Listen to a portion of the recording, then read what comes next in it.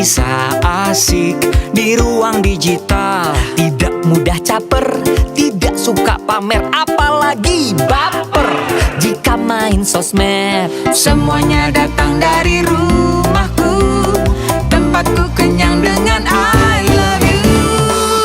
Kita keluarga makin cakap digital, dari Indonesia. Kita keluarga sangat super bahagia, dari Indonesia. Kita main bersama, belajar sama-sama di dunia nyata dan di dunia digital. Semakin mengerti, semakin hati-hati. Keluarga makin cakap digital.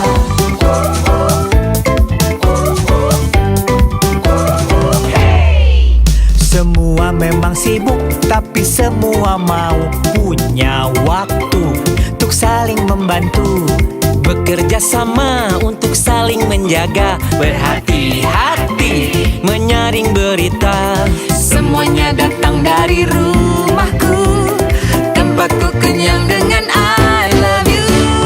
I love you. Kita keluarga makin cakap digital, dari Indonesia.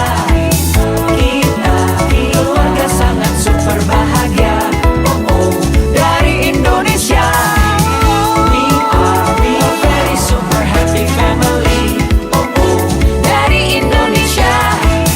Kita keluarga sangat super bahagia, dari Indonesia. Kita main bersama, belajar sama-sama di dunia nyata dan di dunia digital. Semakin mengerti, semakin hati-hati. Kita keluarga makin cakap digital. Kita keluarga makin cakap digital.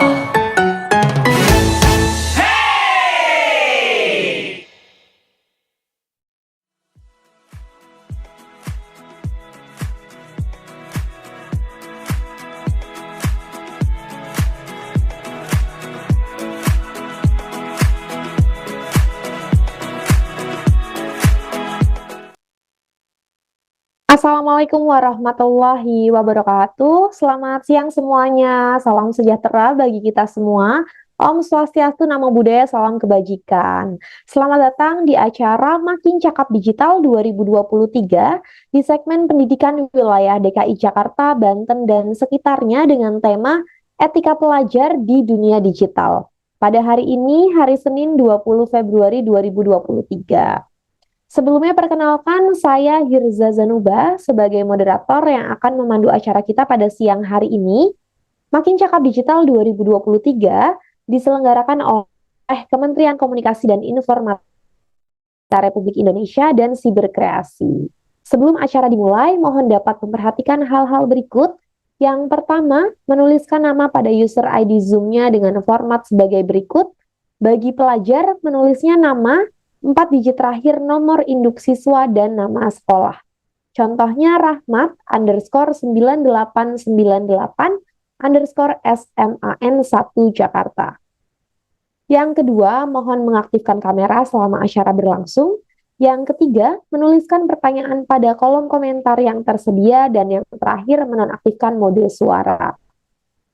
Dalam kegiatan Makin Cakap Digital 2023, di segmen pendidikan wilayah DKI Jakarta, Banten, dan sekitarnya dengan tema Etika Pelajar di Dunia Digital, akan ada hadiah bagi 10 orang penanya yang terpilih pada sesi Q&A nanti berupa saldo dompet digital atau e-wallet. So, pastikan teman-teman di sini, netizen asyik Indonesia, menyimak seluruh penjelasan narasumber kita hari ini. Sebelum kegiatan ini dimulai, mari kita awali dengan berdoa. Berdoa sesuai dengan agama dan kepercayaan masing-masing dimulai.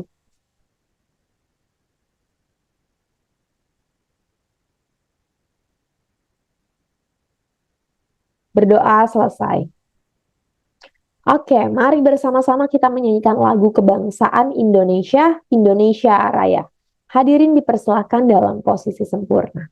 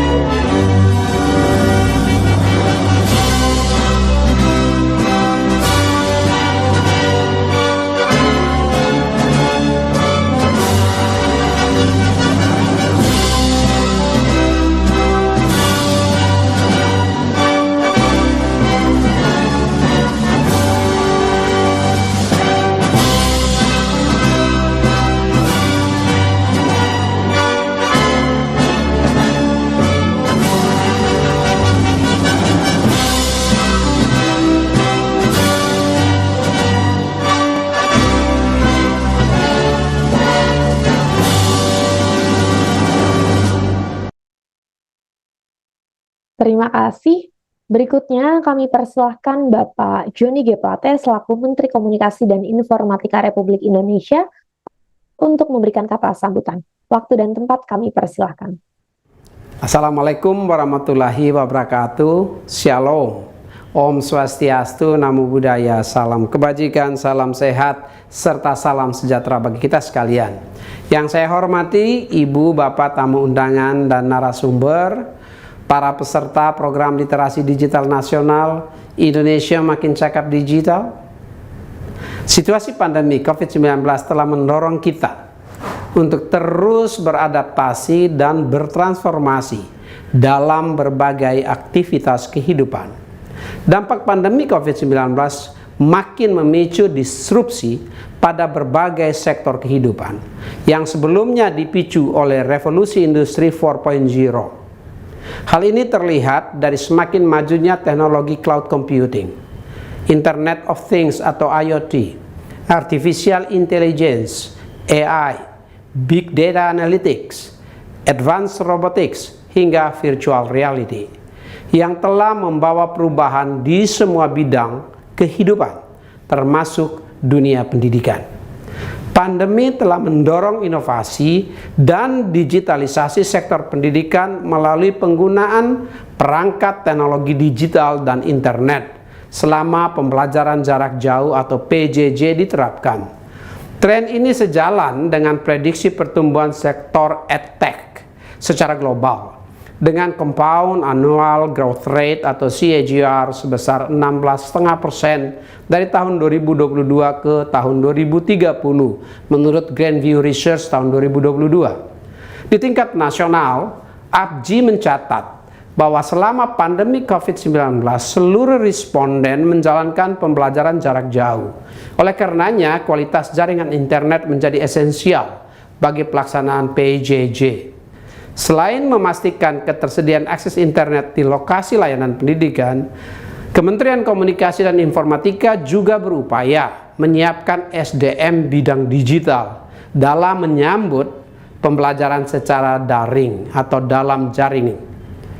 Di tingkat kemampuan digital dasar, Kementerian Komunikasi dan Informatika secara konsisten menjalankan program literasi digital nasional yang ditujukan bagi para siswa, para mahasiswa, hingga tenaga kependidikan. Kementerian Kominfo juga bekerja sama dengan kampus-kampus dalam menjalankan kuliah kerja nyata bertemakan literasi digital. Ibu, Bapak, hadirin sekalian, sejak dilaksanakan pada tahun 2017, program literasi digital nasional telah menjangkau lebih dari 12,6 juta masyarakat. Pada tahun ini, tahun 2022, setidaknya akan diberikan pelatihan literasi digital kepada 5,5 juta masyarakat. Selain itu, Kementerian Komunikasi dan Informatika juga akan berfokus memberikan literasi digital pada kelompok pendidikan yang dimulai dari siswa kelas 5 sekolah dasar, siswa SMP, siswa SMA dan madrasah, mahasiswa, juga guru dan tenaga kependidikan. Para peserta akan diberikan pelatihan literasi digital berdasarkan pada 4 pilar, yaitu digital skills, digital culture, digital ethics, dan digital safety. Ibu, Bapak, hadirin sekalian, program literasi digital nasional ini akan terus dilaksanakan untuk dapat menjangkau seluruh masyarakat Indonesia hingga ke berbagai pelosok negeri tanpa kecuali. Hal ini perlu dilakukan karena kita tidak boleh meninggalkan seorang pun untuk merasakan manfaat dari agenda transformasi digital nasional.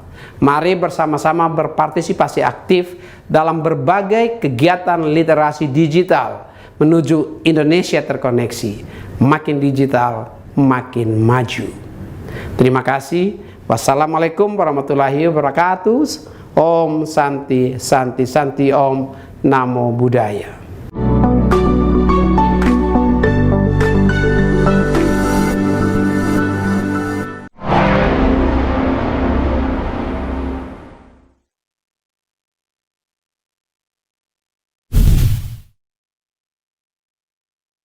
Terima kasih Bapak Joni G. Plate yang telah memberikan kata sambutannya. Nah, berikutnya buat teman-teman netizen asyik Indonesia nih yang setiap hari nggak pernah lepas dari internet, aku punya video 4 jurus makin cakap digital. Yuk kita lihat sama-sama videonya ya. Kita tahu kalau tiap harinya di internet itu banyak masalah. Dari adu mulut yang berujung gelut, kena bully sampai ngurung diri, akun medsos kena hack, dan tipu-tipu customer service palsu. Apakah kalian mau jadi salah satunya? Tentunya enggak kan? Makanya, inilah 4 jurus andal biar makin cakap digital. Buat mulanya, inilah jurus pertama.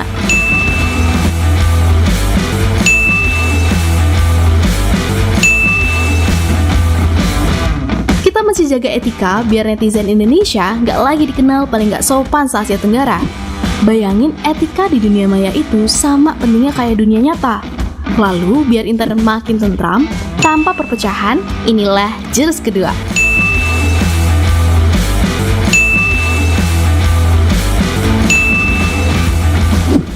Terapin nilai-nilai Pancasila biar dunia maya nggak jadi medan perang. Saat dasar budaya kuat, kita jadi bisa menempatin dunia digital sampai maksimal.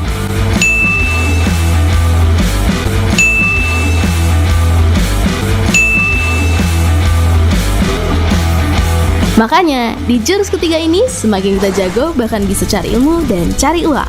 Dan saat kejahatan mengancam, kuasai jurus keempat biar tetap aman. Para penipu bakal takluk sama kita.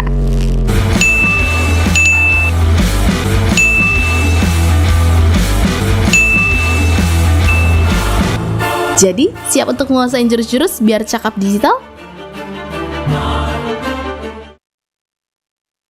Nah, teman-teman itu dia tadi video 4 jurus makin cakap digital. Ada 4 jurus yang perlu banget ya, wajib banget kita kuasai, terutama sekarang kita hidup di era yang semuanya serba digital, supaya kita juga terhindar dari kejahatan digital, dan dalam dunia digital, dalam berinteraksi kita tetap menerapkan nilai-nilai Pancasila.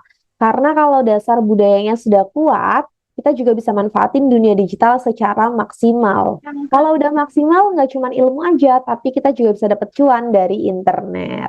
Oke, pada kesempatan ini, Makin Cakap Digital 2023, di segmen pendidikan wilayah DKI Jakarta, Banten, dan sekitarnya, kita akan membahas topik etika pelajar di dunia digital untuk mengasah digital skills-nya netizen asyik nih tentang pentingnya kecakapan digital dalam berinteraksi di era yang serba digital.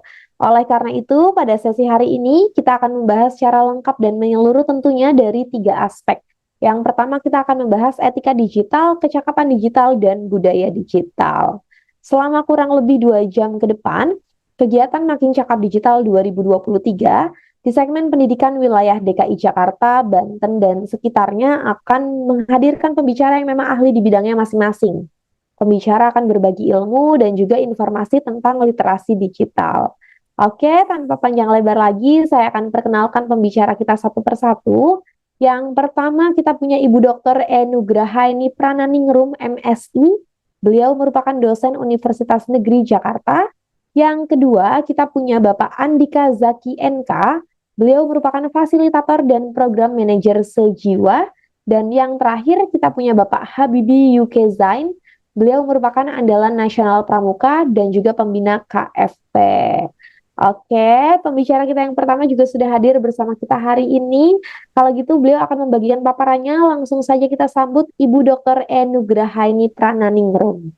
Halo, selamat siang Ibu. Aku panggilnya Ibu apa nih? Ibu Nugrahaini ya?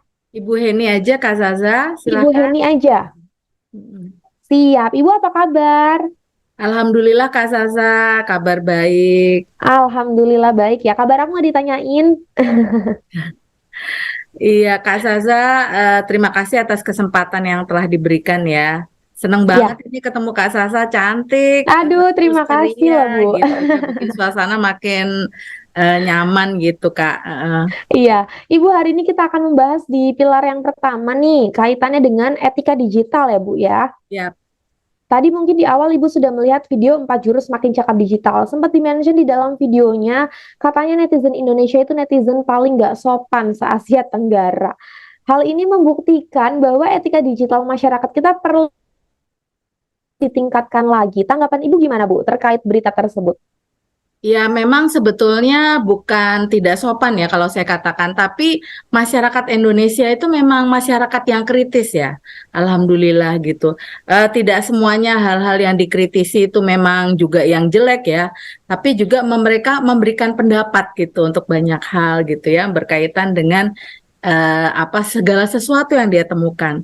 Tetapi memang pada kenyataannya gitu, kadang ketika kritis gitu mereka lupa membahasakan kritisnya seperti apa. Nah, itu Mbak Sasa kurang lebihnya. Oke, mungkin kurang tepat bahasanya aja ya, Bu Iya, ya. Kalau betul. pemikirannya sih udah kritis, cuman kalau Iya, bahasa yang disampaikan tepat, sopan, mungkin lebih baik lagi gitu. Oke, betul. Ibu Heni, karena teman-teman netizen Asyik Indonesia juga udah nggak sabar mau mendengarkan paparan materi dari Ibu, langsung saja ya kami persilahkan Ibu Nugrahani Prananingrum untuk membagikan paparannya mengenai etika pelajar di dunia digital dari pilar etika digital. Waktu dan tempat kami persilahkan. Untuk waktunya 15 menit ya, Ibu. Iya, terima kasih Kak Zaza. Tapi saya minta tolong nanti kalau waktunya agak mepet, saya di ini ya, Saya ingatkan. diingatkan. Heeh. Siap. Gitu. Oke, selamat siang para pelajar Indonesia. Selamat siang Bapak Ibu sekalian. Terima kasih atas kesempatan yang telah diberikan kepada saya pada siang hari ini. Siang hari ini saya akan menyampaikan tentang etika digital gitu berkaitan dengan etika pelajar di dunia digital. Memang ini sebetulnya apa ya, kecepatan transformasi apa secara digital itu tadi sudah disampaikan oleh Bapak Johnny G. Plate, itu memang luar biasa kecepatannya ya, dan tidak disangka karena adanya pandemi COVID gitu semakin mempercepat. Dan ini ada manfaatnya ya, manfaatnya luar biasa sekali. Tapi bagaimanapun juga ketika kita mempergunakan ya digital ini, kita juga harus hati-hati. Nah, ini sekilas tentang saya. Kebetulan saya ini dari anggota Jaringan Pegiat Literasi Digital atau JAPELIDI.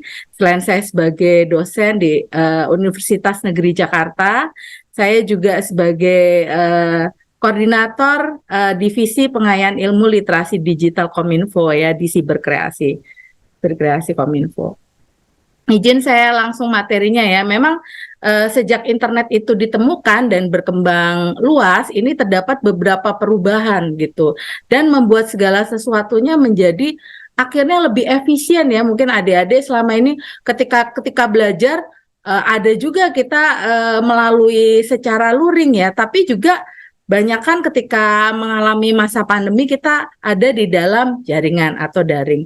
Nah, internet ini membangun jaringan komunikasi yang tidak terbatas. Jadi partisipasi dan kolaborasi terwadahi juga dengan luas.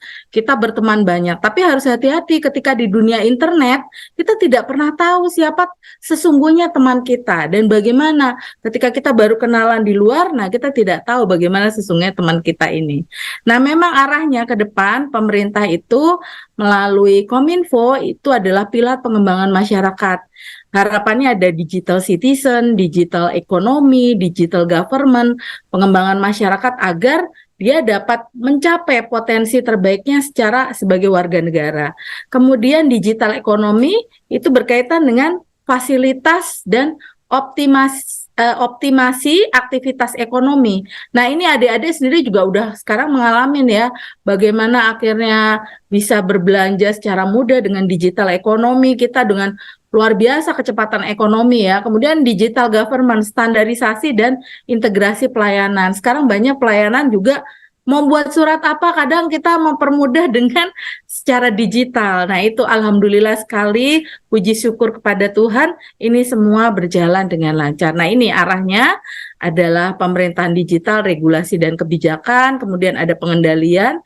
Untuk masyarakat digital ada aktivitas digital, diantaranya lewat pendidikan ya.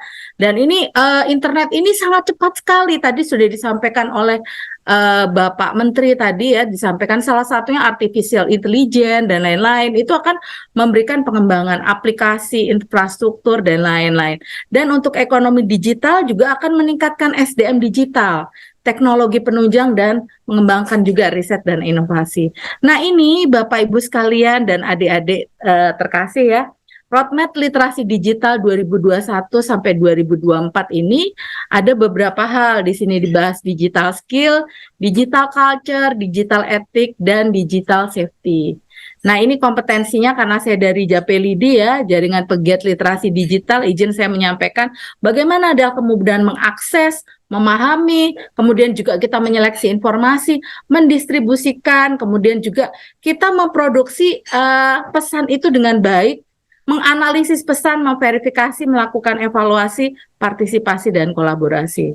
Nah, adik-adik sekalian, apakah literasi digital ini? Literasi digital adalah kemampuan kita ya, mempergunakan teknologi informasi dan komunikasi, berikut juga memanfaatkannya, mengkomunikasikan informasi secara positif. Nah, kecakapan itu untuk mempergunakan media digital, berikut juga bersosialisasi. Literasi digital membuat kita mampu juga berpikir secara kritis. Dan satu ya, makanya saya di awal ini alhamdulillah diberikan kesempatan nih etika etis bermedia digital itu supaya adik-adik sekalian hati-hati tidak melanggar hukum gitu. Karena ini termasuk salah satu pilar yang sangat penting sekali. Nah, ini tingkat penetrasi internet di Indonesia nanti disampaikan juga oleh pembicara selanjutnya ya, nanti berkaitan dengan cakap digital dan budaya digital, dan sebaran responden berdasarkan gender, usia, dan tingkat pendidikan dan pekerjaan ya. Memang luar biasa sekali di usia-usia, bahkan bonus demografi 2035 nanti ya, itu adalah adik-adik yang saat ini di sekolah dasar usia 10 tahun. Nah, maka harus bisa gimana caranya, Bapak Ibu guru mungkin hadir di sini juga, bagaimana caranya agar siswa ini dapat mempergunakan internet untuk hal-hal yang positif gitu. Kemampuan internetnya juga sejak awal sudah secara positif, sehingga ke depannya ketika bonus demografi ketika 2035 kita merupakan negara pengguna digital dengan memiliki kemampuan literasi digital yang sudah sangat baik. Nah, ini ya. Nah, ini tadi saya sudah di awal sampaikan ada platform pembelajaran ya kemarin, walaupun sekarang sudah di luar jaringan juga, tapi di dalam jaringan masih dimanfaatkan juga ya. Seperti tatap muka melalui Google Classroom, WA Group, Zoom, Google Meet, Skype, dan Webex ya. Kemudian Learning Management System, mungkin kita dapat pelajaran lewat televisi, radio, juga berbagai lembaga pembelajaran. Nah, tantangan pendidikan di era digital ini memang ya, kalau di kota besar itu fasilitas sudah lengkap, tapi yang untuk mungkin masih daerah 3T saat ini masih proses, Bapak Ibu sekalian, masih proses di mana sudah maju, makin maju lagi ya. Kita selalu kan harapannya sudah maju, makin maju lagi. Keterbatasan jaringan yang mungkin belum maksimal, sudah lebih maksimal lagi. Nah, ini jadi keterbatasan peralatan dalam proses belajar mengajar, dan ini yang juga perlu perhatian, tidak semua orang tua mengerti dan mampu mempergunakan media pembelajaran secara digital ya. Kadang anaknya udah canggih, orang tuanya belum. Ini jujur saja Bapak Ibu sekalian, saya pernah melakukan penelitian ini, bahkan di kota besar, ini juga agak kaget juga, ternyata orang tuanya hanya bisa WA, nggak tahu anaknya mempergunakan apa gitu ya. Belum semua daerah atau wilayah di Indonesia memiliki kecepatan internet yang sama. Nah, ini nanti pasti akan lebih maksimal lagi. Keterbatasan platform digital dan proses online atau daring, alhamdulillah sudah terlewati ya, karena kita sudah melewati masa COVID ini, tapi pembelajaran online atau daring masih kadang dilakukan. Tidak semua sekolah juga memiliki alat ya untuk mendukung pembelajaran secara daring ya. Kadang, nah ini perlu diperhatikan, kurangnya etiket berkomunikasi secara online. Nah, ini siswanya kadang-kadang ngomong seenaknya sendiri ya, cara menyapa pendidik juga ini juga ya kurang sopan. Nah, kemudian ada juga tantangan bagi para pendidik ketika siswa itu pembelajarannya secara daring. Makanya alhamdulillah puji syukur Tuhan sudah masuk pada tahap luring atau mix ya. Nah, area kompetensi literasi digital ada 4. Cakap digital, budaya digital, etika digital, dan keamanan digital. Nah, saya akan membahas mengenai etika digital, yaitu adalah kemampuan individu dalam menyadari, menyontohkan, dan menyesuaikan diri ya, serta merasionalisasikan, mempertimbangkan dan mengembangkan tata kelola etika digital dalam kehidupan sehari-hari. Nah, bagaimanapun juga ujung-ujungnya ketika kita ingin melakukan etika atau etis bermedia digital itu adalah penguatan karakter individu. Dan ini tadi disampaikan ketika ada video ya, dimulai dari rumah, dimulai dari lingkungan terdekat, sekolah, bagaimana akhirnya pendidikan karakter ini memberikan andil yang kuat dalam penanaman nilai-nilai nasionalisme di masyarakat. Nah, ini kita juga harus bisa untuk menghargai adik-adik sekalian wujud hak digital dalam kerangka budaya digitalnya seperti apa ya, bagaimana mengakses digital, kebebasan berekspresi, kita juga harus mengetahui perlindungan privasi. Mungkin Bapak Ibu Guru bisa tekankan dari awal, jangan sampai kita mengakses atau mengupload data yang sebetulnya rahasia gitu ya. Kemudian bagaimana kita juga menghargai kekayaan intelektual dari pihak lain ya, misalnya jangan misalnya melakukan plagiarisme, mengambil data dan lain-lain. Nah, di sini. Nah, ini ada Undang-Undang ITE, gitu ya, defamation di sini adik-adik bahwa ujung-ujung ketika kita melakukan perbuatan plagiarisme, secara bullying, melakukan di media sosial, kita bisa kena Undang-Undang ITE. Di antaranya Undang-Undang ITE pasal 27 ayat 3, setiap orang yang dengan sengaja dan tanpa hak mendistribusikan dan atau mentransmisikan dan atau membuat dapat diaksesnya informasi elektronik atau dokumen yang memiliki penghinaan atau pencemaran nama baik. Nah, ini tolong diperhatikan. Kemudian penyebaran berita hoax ya. Ini mohon maaf saya ngomongnya agak cepat ya. Undang-Undang ITE pasal 28 ayat 1. Setiap orang dengan sengaja dan tanpa hak menyebarkan berita bohong. Nah, ini harus sebetulnya kerjasama semua pihak ya, tidak hanya orang tua ya. Kalau misalnya adik-adik yang kebetulan siswa sudah pendidikannya menengah ke atas gitu dan kemudian mahasiswa pasti sudah pengalaman. Tetapi kalau misalnya adik-adik yang masih usia sekolah dasar, nah ini ya yang perlu kita perhatikan. Jangan sampai mereka akhirnya menjadi ini. Bentar, mohon maaf, ini kenapa ya? Bentar ya, ini pencet. Nah, untuk adik-adik yang usia sekolah dasar, tolong hal-hal demikian diperhatikan, jangan sampai mereka akhirnya tidak tahu dan berujung pada masalah hukum. Kemudian hate speech ya, hate speech ini tolong juga diperhatikan bahwa jangan sampai kita menyinggung masalah suku, agama, ras, dan antar golongan. Nah, ini akses digital adalah bagaimana mengakses sumber informasi yang valid, mengakses perangkat secara legal, dan mengakses program sesuai dengan ketentuan. Jadi bagaimana kita harus bisa memproduksi konten yang positif, berbagai konten yang positif, berkolaborasi, dan berpartisipasi dalam ruang digital dengan baik. Kritik boleh ya Bapak, Ibu, adik-adik, tapi jangan hate speech ya. Jadi gunakan etika komunikasi antar persona dengan baik ya, secara tatap muka atau via media. Karena kalau kita sudah ada di ruang digital, kita itu menjadi warga negara Indonesia secara digital. Tetap ada aturannya gitu loh. Jika ingin mengkritik, pastikan ya kita tuh berbasis data, ngomongnya juga sopan ya, sertakan bukti yang sahih atau syah ya. Jika ingin mengkritik, fokus pada substansi tapi tidak mengata-ngatai orangnya atau secara pribadi. Jika ingin mengkritik, sertakan solusi. Pastikan niat baik kita di setiap kritikan atau pendapat yang kita sampaikan, dan kita jangan sampai terjebak arus mainstream. Etika komunikasi dalam digital ya, ingatkan bahwa tulisan adalah perwakilan kita. Jadi adik-adik sekalian, siswa yang ikut di sini maupun Bapak Ibu guru ataupun orang tua, bahwa tulisan yang kita tulis itu adalah perwakilan dari kita. Hindari sara, pornografi, aksi kekerasan.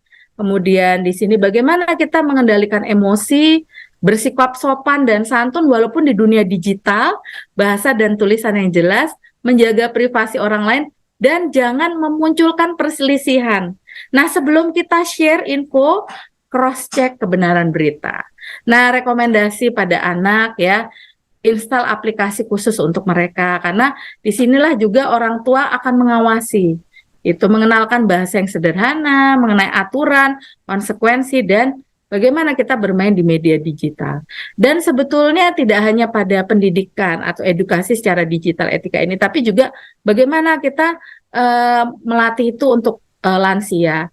Alhamdulillah teman-teman dari Siberkreasi itu beberapa komunitas juga sudah melakukan pendekatan atau juga pembelajaran untuk pengetahuan literasi digital pada lansia gitu ya.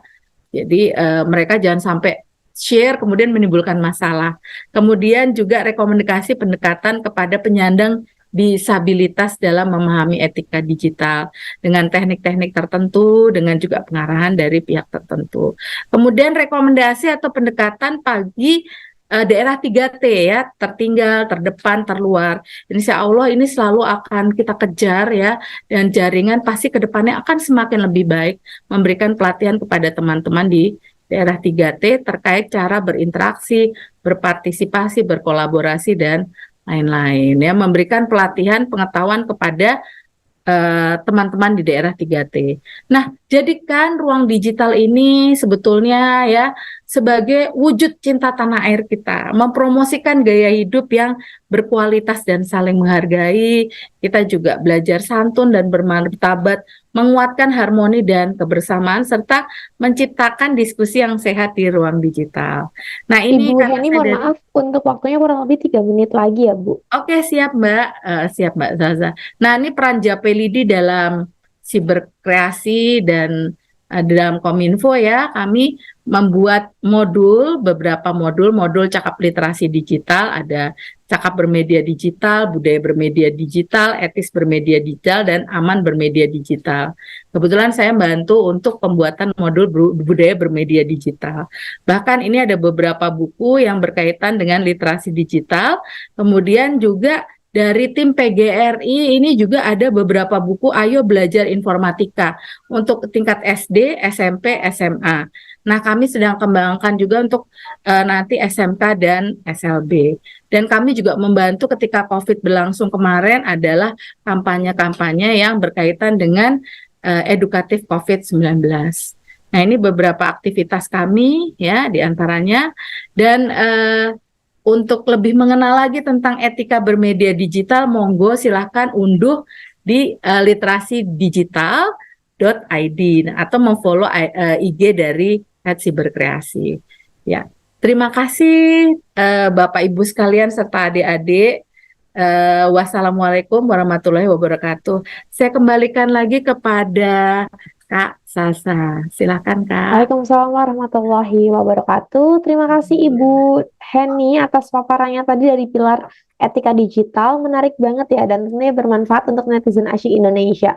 Ibu, kalau ngomongin soal etika, ada nggak sih Bu batasan etika yang jelas saat kita menggunakan atau saat kita berinteraksi di media digital?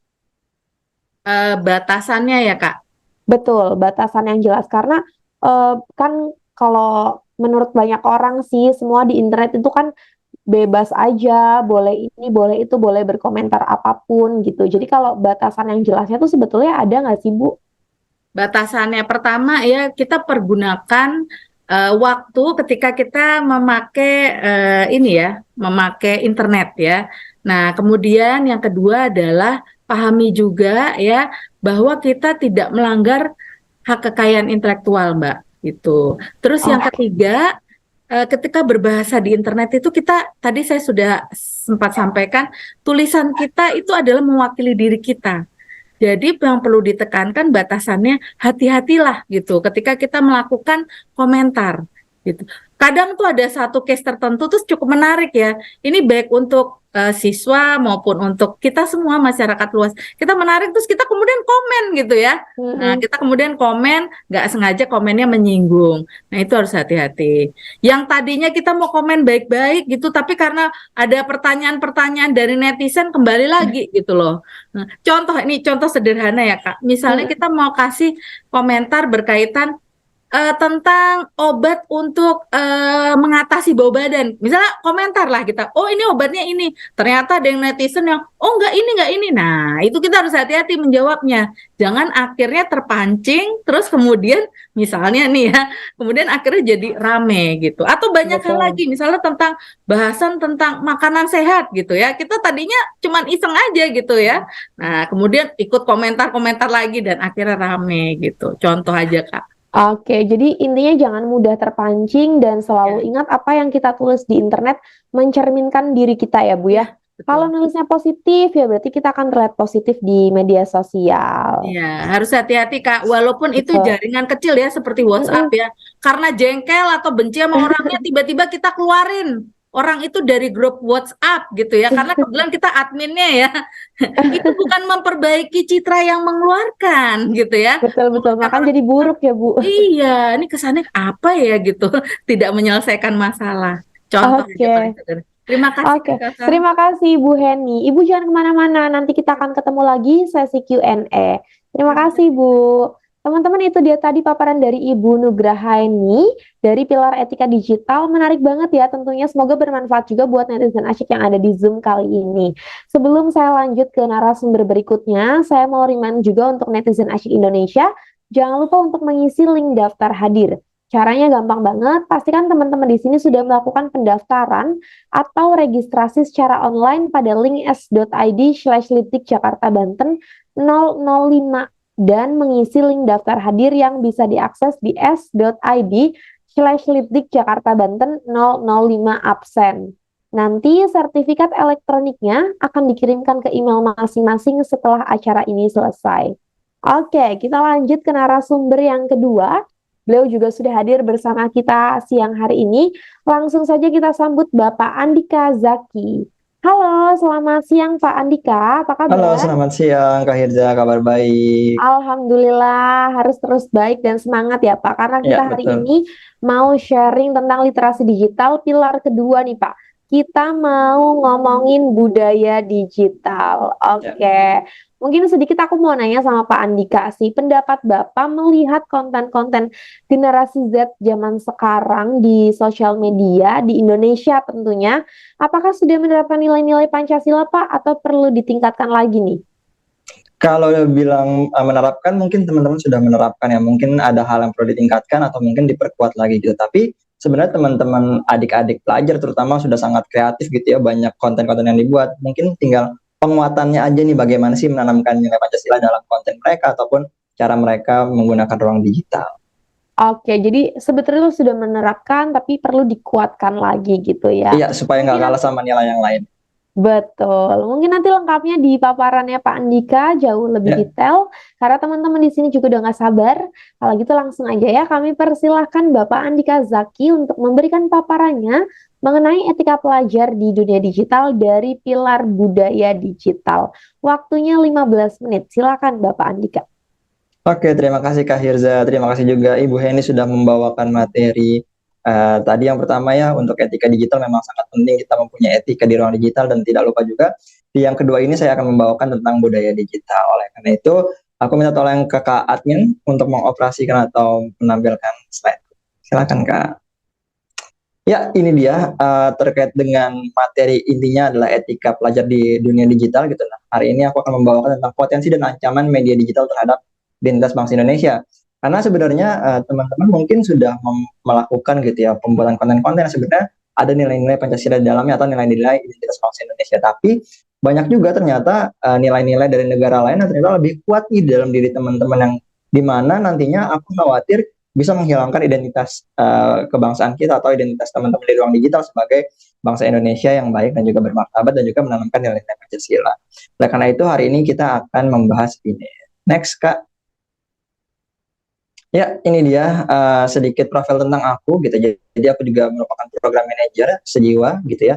Dan aku juga memang dikhususkan untuk bertemu langsung dengan adik-adik remaja. Jadi kalau sejiwa punya acara yang berhubungan dengan adik-adik remaja, adik-adik SMA, SMP ataupun bahkan SD, itu aku akan untuk berhubungan langsung dengan adik-adikku. Juga beberapa kali mengikuti research juga, dan juga beberapa kali memang terlibat dalam hal-hal yang berbau dengan konten-konten yang dibuat oleh adik-adik di ruang digital gitu, terutama di platform-platform yang memang adik-adik atau teman-teman semuanya ini geluti saat ini, yang memang lagi happening banget segala macamnya. Nah, aku bergerak di bagian itu. Silahkan next. Ya, ini dia latar belakang pilar untuk budaya digital. Teman-teman bisa melihat di sini ya. Pertama, kita mengkhawatirkan kalau budaya bangsa Indonesia ini atau wawasan kebangsaan teman-teman tuh jadi kabur gitu, karena kan di ruang digital semuanya tanpa batasan ya. Semua orang bisa mengakses apapun dari negara manapun, ataupun dari negara manapun bisa memasukkan nilai-nilainya ke negara manapun gitu. Atau bisa dibilang di ruang digital ini semuanya borderless gitu. Jadi nggak ada batasan yang mungkin bisa membatasi gitu. Terutama kemarin ketika COVID semuanya bertransformasi, kita belajar dari budaya orang lain dan juga mungkin orang lain belajar dari budaya kita. Tapi khawatirnya ini akan mengaburkan budaya kita sendiri. Kemudian makin menipiskan kesopanan dan kesantunan, seperti yang kita tahu Indonesia itu menganut budaya ketimuran gitu ya, di mana sopan santun mungkin akan jadi yang utama gitu. Tapi bisa aja ini terkikis gitu dengan adanya budaya-budaya lain yang masuk. Teman-teman di sini juga dikhawatirkan juga mungkin budaya Indonesia akan hilang karena hilangnya rasa bangga, rasa cinta terhadap budaya sendiri karena terlalu banyak terpapar oleh budaya lain atau budaya asing, dan ini juga harus kita segera sikapi dengan baik. Kemudian mungkin juga berekspresi jadi kebablasan gitu, jadi kita nggak memikirkan lagi apa yang orang lain akan rasakan, mungkin sakit hati atau segala macamnya, seperti tadi di etika digital itu juga udah dibahas. Dan mungkin nanti akan ada berkurang toleransi karena misalnya kita jadi egosentris, atau misalnya kita juga mementingkan diri kita sendiri segala macam, toleransi juga jadi menghilang. Kemudian batas-batas privasi ini juga harus kita perhatikan juga, mengapa tantangan ada di budaya digital ini. Kemudian pelanggaran hak cipta dan juga karya intelektual. Next. Dan ini adalah kompetensi budaya bermedia digital gitu. Jadi nanti diharapkan nih teman-teman, terutama pelajar gitu ya, bisa menerapkan nilai-nilai Pancasila dan juga Bhinneka Tunggal Ika dalam kehidupan teman-teman sehari-hari gitu. Jadi nggak cuma dihafal aja gitu ya, yang setiap hari Senin kita bacakan ketika lagi upacara gitu, tapi juga kita tanamkan di dalam etika kita dalam berbudaya di media digital gitu. Jadi kita juga bisa menerapkan seperti yang tadi Ibu Heni bilang juga, di ruang digital kita juga merupakan warga juga gitu ya. Jadi apapun yang kita lakukan sebenarnya harus sama nih, apa yang sedang kita lakukan di ruang digital dengan apa yang kita lakukan di ruang nyata gitu ya. Karena kalau misalnya di ruang digital kita pengennya gitu ya, kita terlihat baik, ya kita harus baik juga bagaimana kita melakukannya di ruang nyata. Karena gini teman-teman, yang kita lihat gitu ya, kadang-kadang ketika di ruang digital orang tuh gampang banget untuk berekspresi, bahkan kadang-kadang berlebihan dibandingkan dengan di ruang nyata. Contohnya misalnya di ruang digital sering kita temui orang-orang yang tiba-tiba nggak kenal gitu ya, tiba-tiba berkata kasar, menghina budaya orang lain, menghina ras orang lain atau sebagainya macamnya. Itu sering terjadi dan sering kita lihat. Padahal kalau ketemu secara langsung dia nggak akan seperti itu gitu. Jadi ada perbedaan. Nah ini yang harus kita coba hilangkan gitu. Kita ketika kita menjadi orang baik di ruang nyata, di ruang digital pun kita juga harus menjadi orang yang baik juga gitu, sama dengan kita di ruang nyata gitu. Jadi nggak ada perbedaan. Jangan sampai di ruang nyatanya kita baik, tapi di ruang digital malah kita menjadi orang yang jahat gitu, atau bisa jadi kita menjadi orang yang melanggar hukum gitu ya. Selanjutnya Kak. Nah ini dia ruang lingkup budaya digital, ada budaya digital dan Pancasila, digitalisasi budaya, dan mencintai produk dalam negeri dan juga hak digital. Jadi ini akan kita bahas, yang akan aku rangkum dalam beberapa hal ke depan. Next. Dan ini adalah sesuatu yang menjadikan budaya digital atau budaya Pancasila itu menjadikan nilai Pancasila, Bhinneka Tunggal Ika sebagai landasan kecakapan digital kita. Jadi ini juga bisa kita terapkan di ruang digital. Jadi jangan sampai kita berpikir budaya Indonesia kuno nih, Pancasila kayaknya udah nggak bisa diterapkan deh kalau di ruang digital karena adanya generalisasi atau universal gitu, seluruh dunia udah masuk sana, kayaknya nggak tepat jadi diterapkan. Padahal nggak sama sekali gitu teman-teman. Budaya digital gitu, budaya Pancasila adalah hal yang sangat relevan kalau kita terapkan di ruang digital gitu, dan itu bisa sangat membantu diri kita sebagai pelajar di ruang digital. Jadi jangan khawatir dan jangan takut dibilang kuno atau segala macamnya, justru kita harus bangga, dan ini dia kita bisa menerapkan budaya nilai-nilai Pancasila seperti berikut ini. Next. Jadi kalau misalnya sila pertama gitu yang teman-teman bacakan gitu ya, nilai utamanya kan juga cinta kasih, menghormati perbedaan kepercayaan gitu ya, walaupun kita mungkin punya suatu kepercayaan, punya agama yang kita yakini segala macam, tapi kita juga harus mempunyai cinta kasih nih untuk menghormati perbedaan kepercayaan gitu. Nah, teman-teman mungkin aja nih di tahun depan gitu ya, kita akan memasuki tahapan pemilu gitu ya, yang dimana kadang-kadang mungkin di sana teman-teman bisa aja gitu menjadi first voters gitu. Jadi atau pemilih pertama gitu, pertama kali mendapatkan pengalaman untuk menjadi pemilih pertama di tahun 2024 nanti ketika pemilihan presiden ataupun pemilihan yang lainnya. Nah, ini juga bisa kita terapkan karena kampanye-kampanyenya mungkin yang kita temui nanti bakalan ramai juga di ruang digital. Kalau misalnya kita nggak bisa menanamkan sila pertama ini, mungkin aja kita akan mencoba untuk menghina gitu ya kepercayaan orang lain atau sebagainya macamnya karena nggak sesuai sama pilihan kita atau segala macamnya. Dan ini juga sangat-sangat tidak diperkenankan gitu karena bisa aja jadi jejak digital kita juga. Yang kedua, sila kedua nilai utamanya adalah kesetaraan. Jadi teman-teman memperlakukan orang lain seperti teman-teman juga ingin diperlakukan dan juga teman-teman bisa adil di ruang digital. Jadi jangan sampai dengan kelompok-kelompok tertentu teman-teman baik, tapi dengan kelompok lainnya justru teman-teman malah membedakan mereka, memperlakukan mereka dengan tidak baik, dan ini sangat tidak dianjurkan teman-teman di ruang digital karena bisa aja ini akan berdampak buruk juga bagi diri teman-teman. Yang pertama bisa teman-teman menjadi pelanggar hukum karena udah ada undang-undang ITE. Yang kedua jejak digital teman-teman jadi jelek juga. Jejak digital ini berpengaruh banget loh. Aku pernah ketemu gitu ya sama seorang gitu ya. Dia mendapatkan beasiswa gitu ke luar negeri untuk student exchange, tapi dicek background dari sosial media dia.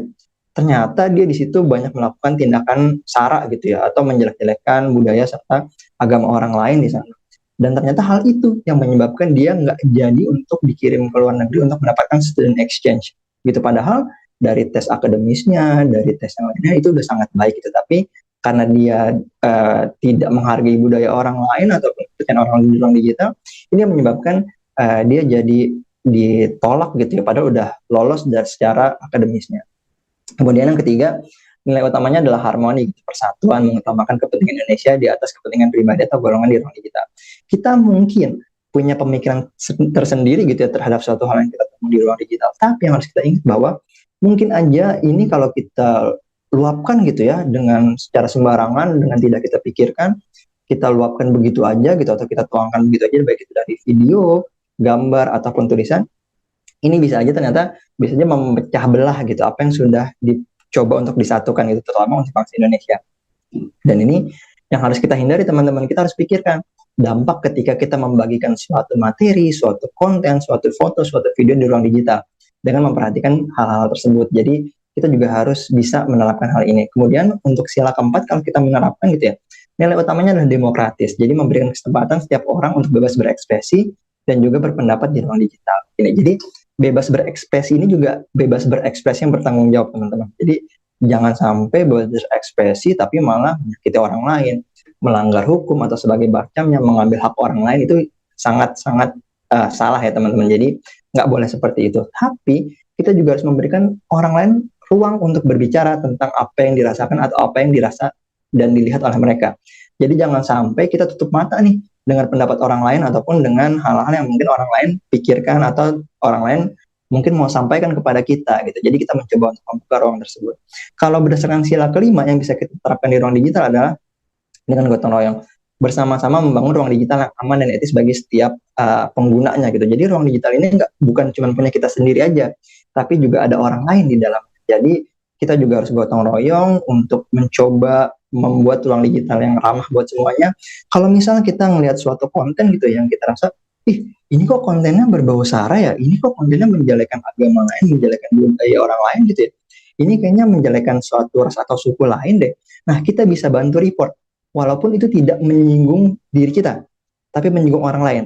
Karena sisi gotong royongnya adalah menciptakan lingkungan yang memang baik bagi semuanya di ruang digital gitu. Jadi kita bisa mereport, kita juga bisa memblok atau segala macamnya yang bisa kita lakukan untuk menciptakan lingkungan ruang digital yang sehat bagi semua orang gitu. Jadi ini adalah sisi gotong royong dari sila kelima. Nah, oleh karena itu selanjutnya Kak, aku mencoba untuk membuat ini peran kita sebagai pelajar ya di ruang digital. Next Kak, maka adminnya. Ya, ini peran kita di ruang digital sebagai pelajar ya. Kita bisa menjadi juru damai dan juga melestarikan budaya serta lingkungan hidup. Jadi aku di sini ingin menyampaikan juga bahwa di era kehidupan kita yang sekarang kita juga harus memperhatikan lingkungan hidup dan juga budaya dan menjadi juru damai di ruang digital gitu. Kalau kita lihat datanya di Indonesia ternyata pengguna medsos tuh sampai 191,4 juta di Indonesia, di mana itu udah 50% lebih penggunanya. Di mana ternyata kalau dilihat-lihat nggak semua orang punya pemikiran yang sama. Dari tingkat pendidikannya, dari pengalamannya, ataupun dari kemampuan kecakapannya dalam menggunakan sosial media itu berbeda-beda. Sehingga ada kemungkinan gesekan-gesekan yang terjadi di dalamnya. Oleh karena itu kita sebagai pelajar nih yang sekarang juga menjadi digital native ya bagi teman-teman gitu ya, yang dimana teman-teman tuh lahir udah dengan teknologi gitu kan. Teman-teman tuh juga jadi bisa menjadi juru damai karena teman-teman paham nih gimana sih caranya ruang digital dimanfaatkan gitu, dan juga teman-teman juga bisa melestarikan budaya Indonesia serta pemahaman nilai-nilai Pancasila di ruang digital. Juga teman-teman bisa untuk melestarikan lingkungan hidup dengan cara promosi-promosi atau membuat konten yang memang terkait hal tersebut. Next, Kak. Nah, ini dia yang aku mau sampaikan ke teman-teman gitu, supaya teman-teman tuh bangga gitu menjadi anak-anak Indonesia, menjadi orang Indonesia gitu di ruang digital. Teman-teman juga bisa di sini aku kasih contoh gitu, mengenalkan pakaian dan musik tradisional gitu di ruang digital. Ini sangat-sangat bisa teman-teman lakukan dan teman-teman bisa banggakan. Budaya Indonesia sangat-sangat keren. Kalau misalnya di luar negeri tuh ya, budaya Indonesia itu sangat untuk dihargai gitu di sana. Tarian-tarian kita, terus juga bahasa-bahasa kita, bahkan mereka juga sangat appreciate dengan apa yang kita lakukan. Jangan sampai kita sebagai orang Indonesia sendiri nggak mau mempromosikannya. Kan justru jadinya menjadi miris ya ketika kita nggak mau mempromosikan, malah orang lain gitu yang bukan negara Indonesia mempromosikannya gitu. Terus kemudian untuk menjaga lingkungan hidup juga di ruang digital, teman-teman juga bisa mempromosikan misalnya untuk mendaur ulang sampah dan juga menerapkan toleransi segala macam. Ini juga menjadi hal yang bisa teman-teman lakukan ketika teman-teman berada di ruang digital dengan kapasitas teman-teman sebagai pelajar. Next. Ya, ini kita juga perlu bangga gitu ya dengan makanan-makanan Indonesia. Tempe ini makanan yang cukup murah gitu, nggak mahal, dan kita enak juga rasanya. Teman-teman bisa temui di Indonesia di mana-mana. Dan juga ternyata tempe ini menjadi salah satu makanan yang menjadi favorit juga kalau di luar negeri. Bahkan kemarin aku baca gitu ya hasil risetnya, ternyata pisang goreng teman-teman itu menjadi makanan snack gitu ya favorit nomor 1 di dunia. Yang dimana kita bisa membanggakan itu teman-teman semuanya gitu. Dan juga baju batik yang seperti yang aku pakai sekarang ini juga, walaupun mungkin beda-beda ya di setiap wilayah batiknya itu khasnya seperti apa, tapi ini sebuah budaya yang bisa banget kita untuk banggakan dan juga bisa untuk kita promosikan di ruang digital kita gitu, dengan cara misalnya kita ketika membuat konten pakai batik, kita misalnya lagi memberikan materi-materi, atau misalnya teman-teman mau sharing suatu tulisan, itu bisa mengangkat tema batik atau budaya Indonesia lainnya yang bisa bikin teman-teman bangga terhadap bangsa Indonesia sendiri. Next, Kak. Ya, ini kemudian kita juga bisa membuat untuk merayakan perbedaan gitu ya.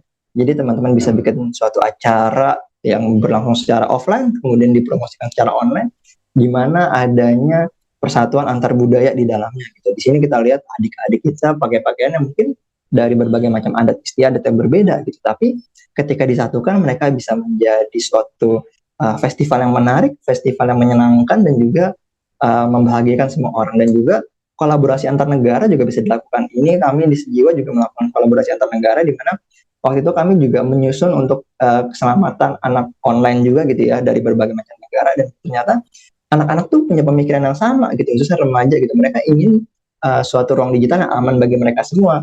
Jadi ini sebenarnya bisa diterapkan oleh adik-adik semua, teman-teman semua, baik itu di sekolah, di ruang digital, sehingga budaya digital kita, budaya Pancasila itu bisa menguat di hati kita dan juga bisa kita praktekkan ke orang banyak dan menjadi inspirasi bagi orang banyak. Next, Kak. Dan ini juga salah satu contohnya untuk mempromosikan cinta lingkungan. Ini salah satu komunitas yang menjadi binaannya Sejiwa juga gitu ya, bareng teman-teman di Kota Ambon. Komunitas Lebih Baik Cinta Lingkungan. Jadi mereka mempromosikan untuk cinta lingkungan dengan musik-musik juga. Seperti yang kita tahu di Ambon gitu ya, di sana musik adalah salah satu cara mereka menyampaikan pesan-pesan kepada orang lain. Jadi di sana mereka menyampaikan musik-musik dengan musik-musik yang mungkin Ambones gitu ya, kalau mereka menyampaikan itu segala macam, dan itu membuat orang lain jadi aware gitu sama lingkungan. Jadi bisa dipadu-padankan dan juga bisa dipromosikan di ruang digital. Jadi jangan khawatir teman-teman, tetap bisa berkreasi dengan cara-cara yang menyenangkan, dengan cara-cara yang mengasyikan buat diri teman-teman. Tapi tidak lupa dengan menerapkan juga nilai-nilai Pancasila dan juga nilai-nilai kebudayaan bangsa Indonesia yang bisa teman-teman bawakan di sana. Gitu. Jadi jangan sampai nih terkikis, karena seperti yang aku juga mulai lihat nih ya di ruang digital, banyak teman-teman usia remaja gitu, SMP, SMA, mereka lebih senang dengan budaya-budaya misalnya K-pop atau J-pop atau misalnya budaya negara lainnya yang mungkin kadang-kadang mereka sendiri lupa gitu terhadap budaya bangsa Indonesia yang juga ternyata keren banget gitu.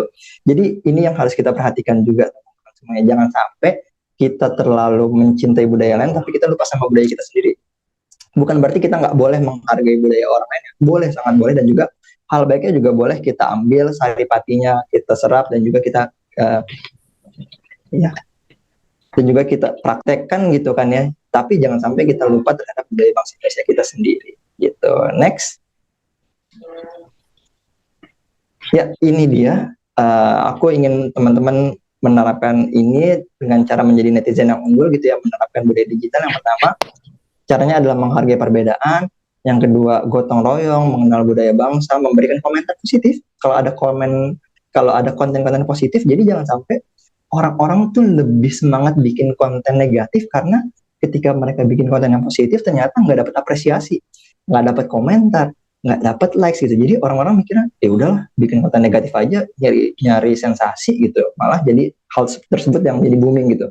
Nah, kalau teman-teman menemukan suatu konten positif, silakan diberikan komentar yang positif juga. Kemudian membuat konten yang edukatif dan juga aplikatif, bangga menggunakan produk dalam negeri gitu ya, membagikan konten budaya Indonesia, peduli sesama dan lingkungan, menjaga ruang digital yang aman, dan juga menjaga reputasi diri di media digital. Ini juga yang tadi udah disampaikan juga oleh Ibu Heni gitu, menjaga jejak digital kita juga sebagaimana. Next.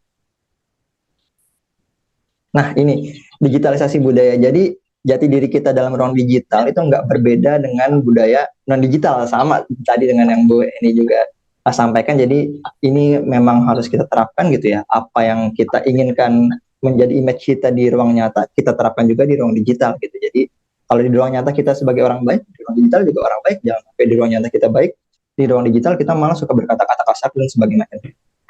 Kemudian mungkin kita mendokumentasikan kekayaan budaya. Jadi dengan ruang digitalnya kita bisa aja nih foto baju batik Indonesia, budaya Indonesia kita kemudian kita dokumentasikan di ruang digital. Kemudian bisa juga didigitalisasi menjadi peluang wirausaha, bisnis, segala macam. Ini juga bisa dilakukan dengan kapasitas kita sebagai pelajar. Next, Kak. Ya, jadi ini dia kesimpulannya. Di ruang digital, dunia digital adalah dunia kita sekarang ini, nggak bisa kita pungkiri gitu ya. Jadi mari kita mengisinya, menjadikan sebagai ruang yang berbudaya, tempat kita belajar dan berinteraksi, tempat kita gitu ya, kalau bagi orang tua sebagai tempatnya anak-anak kita, kalau kita sebagai remaja ya berarti sebagai tempat kita bertumbuh kembang, sekaligus tempat di mana kita sebagai bangsa hadir dengan bermartabat gitu buat teman-teman semuanya. Nah, ini dia, next, Kak. Ini dia salah satu contoh konten-konten di ruang digital yang juga bisa menghadirkan budaya-budaya Indonesia juga. Di sini ada Ani Wayang, Desa Timun. Kemudian kalau di TikTok kami sejiwa juga membuat berbagai macam konten untuk bisa memberikan teman-teman manfaat-manfaat di ruang digital, dengan memberikan teman-teman bagaimana sih cara kita supaya aman, supaya berbudaya, dan juga supaya teman-teman bisa cakap di ruang digital. Kemudian ini ada Angklung Mang Ujo, mungkin teman-teman juga tahu, ini juga terkenal. Dia memberikan konten-konten gitu ya dengan permainan angklung yang sangat asik gitu dan dipadukan dengan musik-musik modern, dan itu juga bisa ternyata. Jadi sangat-sangat bisa banget untuk budaya Indonesia diterapkan di ruang digital dan menjadi ajang bagi kita untuk berkreativitas. Selanjutnya, ini ya buat teman-teman, kalau teman-teman ingin tahu lebih jelas lagi tentang budaya media digital, silakan diunduh di literasidigital.id. Terima kasih, Kak. Terima kasih Pak Andika, tadi paparannya dari pilar budaya digital, keren banget, lengkap banget nih soal budaya digitalnya. Bapak mungkin nggak asing dengan istilah Korean Wave ya. Korean Wave itu yang semua serba budaya ke Korea-Koreaan. Mungkin nggak sih Pak, mungkin 5 atau 10 tahun lagi kalau masyarakat Indonesia terus melestarikan budaya digital dan menerapkan nilai-nilai Pancasila, mungkin nggak ada istilah Indonesian Wave-nya Pak? Sangat-sangat mungkin gitu, karena kalau kita lihat ya sebenarnya kan ini kan bagaimana kita mencoba untuk memberikan budaya-budaya kita di dalam ruang digital gitu, karena mungkin kita kalah start gitu ya, kita baru coba untuk mulai sekarang ini, tapi nggak ada yang selamat. Mungkin 5 tahun sampai 10 tahun lagi budaya Indonesia ini menjadi budaya yang digemari oleh seluruh dunia gitu. Indonesian Wave yang tadi dibilang juga lagu-lagunya, karena lagu-lagunya juga asik. Kita juga tahu waktu lagu Lati gitu ya, ada unsur budaya Indonesia juga booming juga kan, ternyata nggak kalah juga kok gitu budaya Indonesia. Jadi kemungkinan tetap bisa untuk 5 sampai 10 tahun lagi budaya Indonesia menjadi budaya yang diminati oleh seluruh dunia. Oke, jadi mungkin banget ya kalau kita juga masyarakatnya ikut terus melestarikan di dunia digitalnya. Ya, betul. Oke, thank you so much Pak Andika atas paparannya tadi. Menarik banget dan bermanfaat buat netizen asyik yang ada di Zoom kali ini. Jangan kemana-mana, nanti kita ketemu lagi di sesi Q&A. Terima kasih Bapak. Oke teman-teman, itu dia tadi paparan dari Bapak Andika dari Pilar Budaya Digital. Kita akan lanjut ke narasumber berikutnya, tapi sebelum itu saya mau remind juga untuk netizen asyik Indonesia, jangan lupa untuk mengisi link daftar hadir. Caranya gampang, pastikan teman-teman di sini sudah melakukan registrasi online pada link s.id/litikjakartabanten 005 dan mengisi link daftar hadir yang bisa diakses di s.id/litikjakartabanten 005 absen. Nanti sertifikat elektroniknya akan dikirimkan ke email masing-masing setelah acara ini selesai. Oke, kita lanjut ke narasumber yang terakhir. Beliau juga sudah hadir bersama kita sore ini. Langsung saja kita sambut Bapak Habibi. Halo, selamat sore Pak Habibi. Halo sore Kak Saza. Apa kabar Bapak? Baik, Alhamdulillah, terima kasih. Alhamdulillah baik ya. Hari ini kita mau bahas pilar yang terakhir nih Pak, mengenai kecakapan digital. Ngomong-ngomong soal kecakapan nih Pak, kan sekarang semuanya serba pakai internet, bayar-bayar aja pakai tinggal scan-scan aja langsung terbayar gitu. Ya kalau fasilitasnya ada. Gimana kalau orang-orang yang tinggalnya di daerah 3T Pak? Mereka mungkin sedikit tertinggal dari segi fasilitasnya. Pendapat Pak Habibi gimana? Ya memang kalau pembayaran pembayaran secara digital ini kan sudah macam-macam ya. Ada yang paling jangkauannya lebih luas ini kan via transfer gitu. Nah memang transfer pun ada yang menggunakan bank, ada juga pakai rekening bersama gitu, tidak langsung personal banknya gitu. Nah sehingga tidak tertutup kemungkinan sekarang jaringan untuk pembelanjaan online pun sudah masuk ke daerah-daerah kecil gitu. Artinya penyebaran internet yang semakin luas, terus kemudian pemerintah sekarang mendukung dengan berbagai infrastruktur yang sangat kuat. Nah ini tidak tertutup kemungkinan bahwa penyebaran internet sekarang ya hampir sepenuhnya, bahkan APJJ itu terakhir sudah 77% interaksi internet masyarakat Indonesia. Artinya kan ini udah besar sekali. Jadi nggak perlu khawatir, sebenarnya daerah-daerah sekarang pola-pola pembayaran juga sudah semakin macam-macam. Oke, jadi mungkin nggak cuma masalah pembayaran aja ya, apapun yang berkaitan dengan dunia digital, pemerintah sudah mulai melakukannya supaya bisa terhubung seluruh Indonesia sampai ke pelosok negeri mungkin ya Pak ya. Betul. Oke, kalau gitu karena teman-teman di sini juga udah nggak sabar, langsung aja ya. Kami persilakan Bapak Habibi untuk memberikan paparannya mengenai etika pelajar di dunia digital dari pilar kecakapan digital. Untuk waktunya 15 menit ya Bapak. Mohon izin nanti saya remind kalau sudah mau habis. Silakan Bapak. Oke, bismillahirrahmanirrahim. Assalamualaikum warahmatullahi wabarakatuh, teman-teman semua. Terima kasih yang saya hormati Bapak Andika, Bapak ada Mbak Zaza, kemudian Ibu Nugraha ini. Terima kasih tadi juga saya tercerahkan gitu apa yang disampaikan Pak Andika dengan Bu Nugraha ini tentang etika dan mengenai literasi digital. Nah ini juga butuh update gitu. Apalagi nanti yang berkaitan dengan teknologi digital. Wah ini luar biasa, sangat cepat dan sangat luas penyebarannya sehingga mau nggak mau kita harus ada update-nya gitu. Nah biasanya tuh Bu Nugraha ini karena aktif di dunia pendidikan ini lebih update nih dari kita nih, sehingga update-update dari mahasiswa terus kemudian dunia luar itu lebih cepat dan bisa diterima oleh ibu gitu. Nah kita yang di dunia pekerja gitu, nah ini memang sangat penting update itu. Kadang kalau di dunia praktik sini kalau udah pakai satu teknologi ya udah itu aja gitu. Contoh gitu ya, penggunaan Adobe Photoshop. Kalau kita udah beli yang model CS ya udah Photoshop itu aja terus kita pakai gitu. Sehingga ketika ada update-update baru, software-software baru, kita tuh kadang wah mau belajar lagi berat, terus kemudian investasi untuk pendidikannya lagi berat dan lain sebagainya. Nah, teman-teman, itu kenapa perlu ada update mengenai teknologi. Hari ini kita akan bahas mengenai bagaimana skill digital, cakap bermedia digital, skill-skill apa aja yang harus kita miliki di teknologi yang semakin berkembang sangat pesat sekarang ini. Ya, perkenalkan dulu, saya Habibie Yugozain. Saya menjadi andalan nasional Gerakan Pramuka di sejak tahun 2018. Terus saya juga masih membina aktif di komunitas film Pramuka. Ini silakan nanti berkunjung ke YouTube kami di Film Pramuka, komunitas Film Pramuka. Terus selain itu juga saya aktif di dunia perfilman bersama Keana Films, itu aktif dalam beberapa promosi-promosi film. Oke. Nah, tadi Pak Menteri sudah menyampaikan ya betapa besar penetrasi internet di Indonesia, perkembangannya dan lain-lain. Bahkan di tahun 2022 sudah 210 juta jiwa nih total dari populasi dari 270 juta jiwa penduduk Indonesia di tahun 2021. Ini sangat cepat kalau kita bandingkan dari tahun ke tahun juga pergerakannya sangat cepat. Nah, tidak tertutup kemungkinan di 2023, 2024. Nah, ini semakin cepat lagi, bahkan teknologi juga semakin berkembang pesat gitu.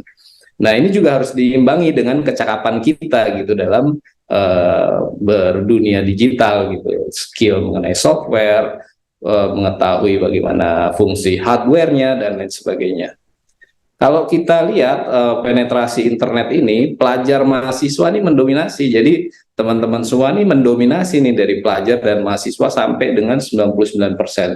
Nah, bayangkan hampir seluruh pelajar dan mahasiswa kita, baik itu di kota maupun di desa, ini penetrasi di internet sudah tinggi. Nah, kalau kita lihat nanti di surveinya, daerah-daerah mana saja yang besar itu justru di Kalimantan, di Sumatera, itu interaksi internetnya juga nggak kalah jauh dengan DKI Jakarta. Oleh karena itu, kekhawatiran kita pada daerah-daerah yang tertinggal, ini alhamdulillah di tahun-tahun di pemerintahan sekarang sudah mulai berkembang pesat yang berhubungan dengan infrastruktur internet. Pada pertemuan hari ini kita akan fokus kepada 3 tujuan kita mengenai penggunaan teknologi sebagai pendukung sarana belajar mengajar. Terus kemudian kita akan fokus juga pada kecakapan digital apa aja nih yang harus kita tingkatkan, dan kecakapan digital untuk menjaga kita dari kejadian yang tidak diinginkan. Nah, ini berhubungannya dengan keamanan kita dalam bersosial media.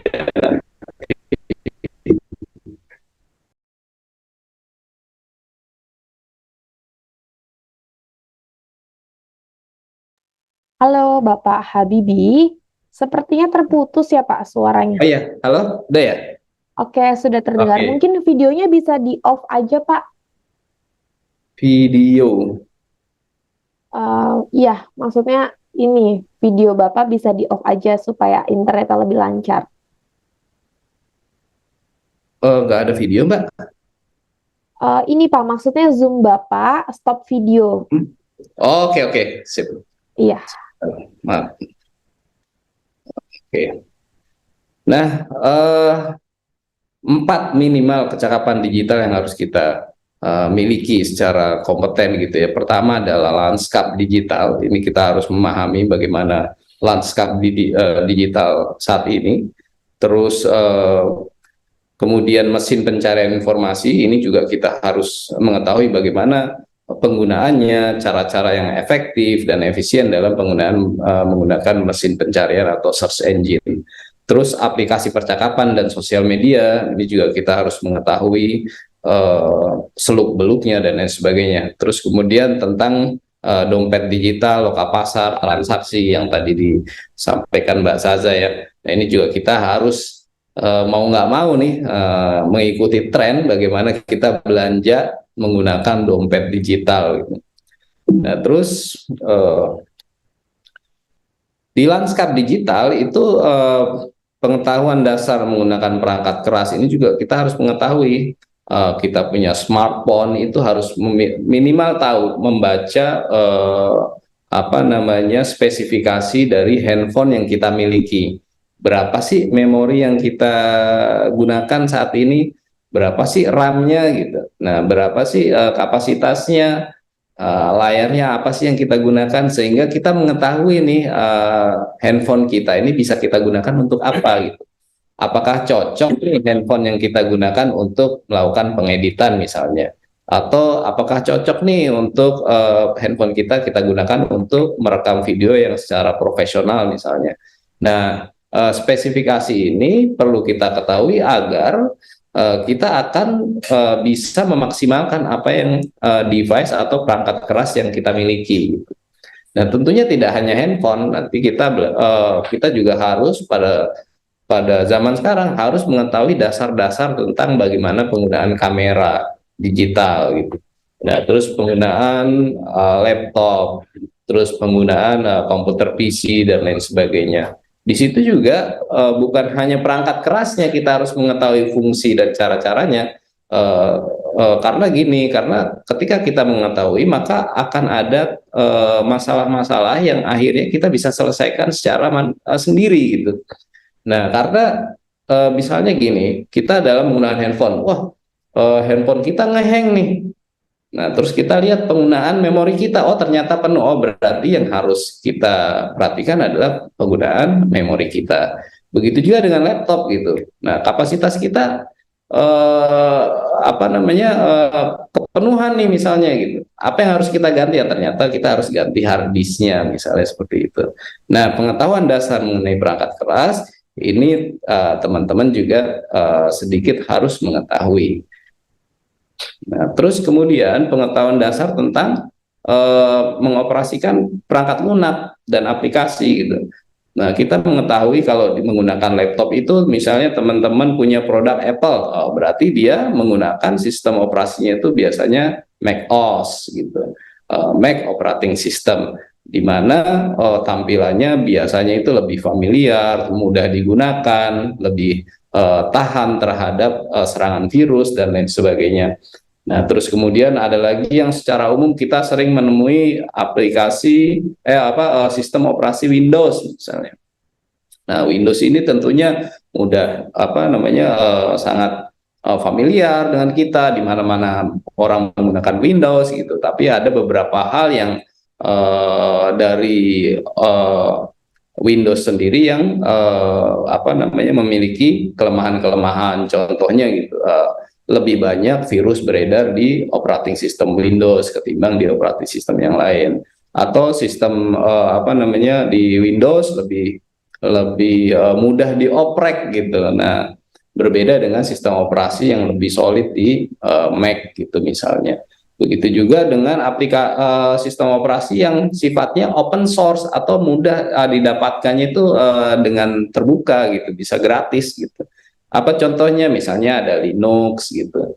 Nah, Linux bisa tuh kita download, terus kemudian kita operasikan ke komputer kita gitu dengan aplikasi-aplikasi yang berdasar dari operating system Linux juga gitu. Nah, tentunya selain itu ada juga kita harus mengetahui pengetahuan dasar tentang berinternet gitu.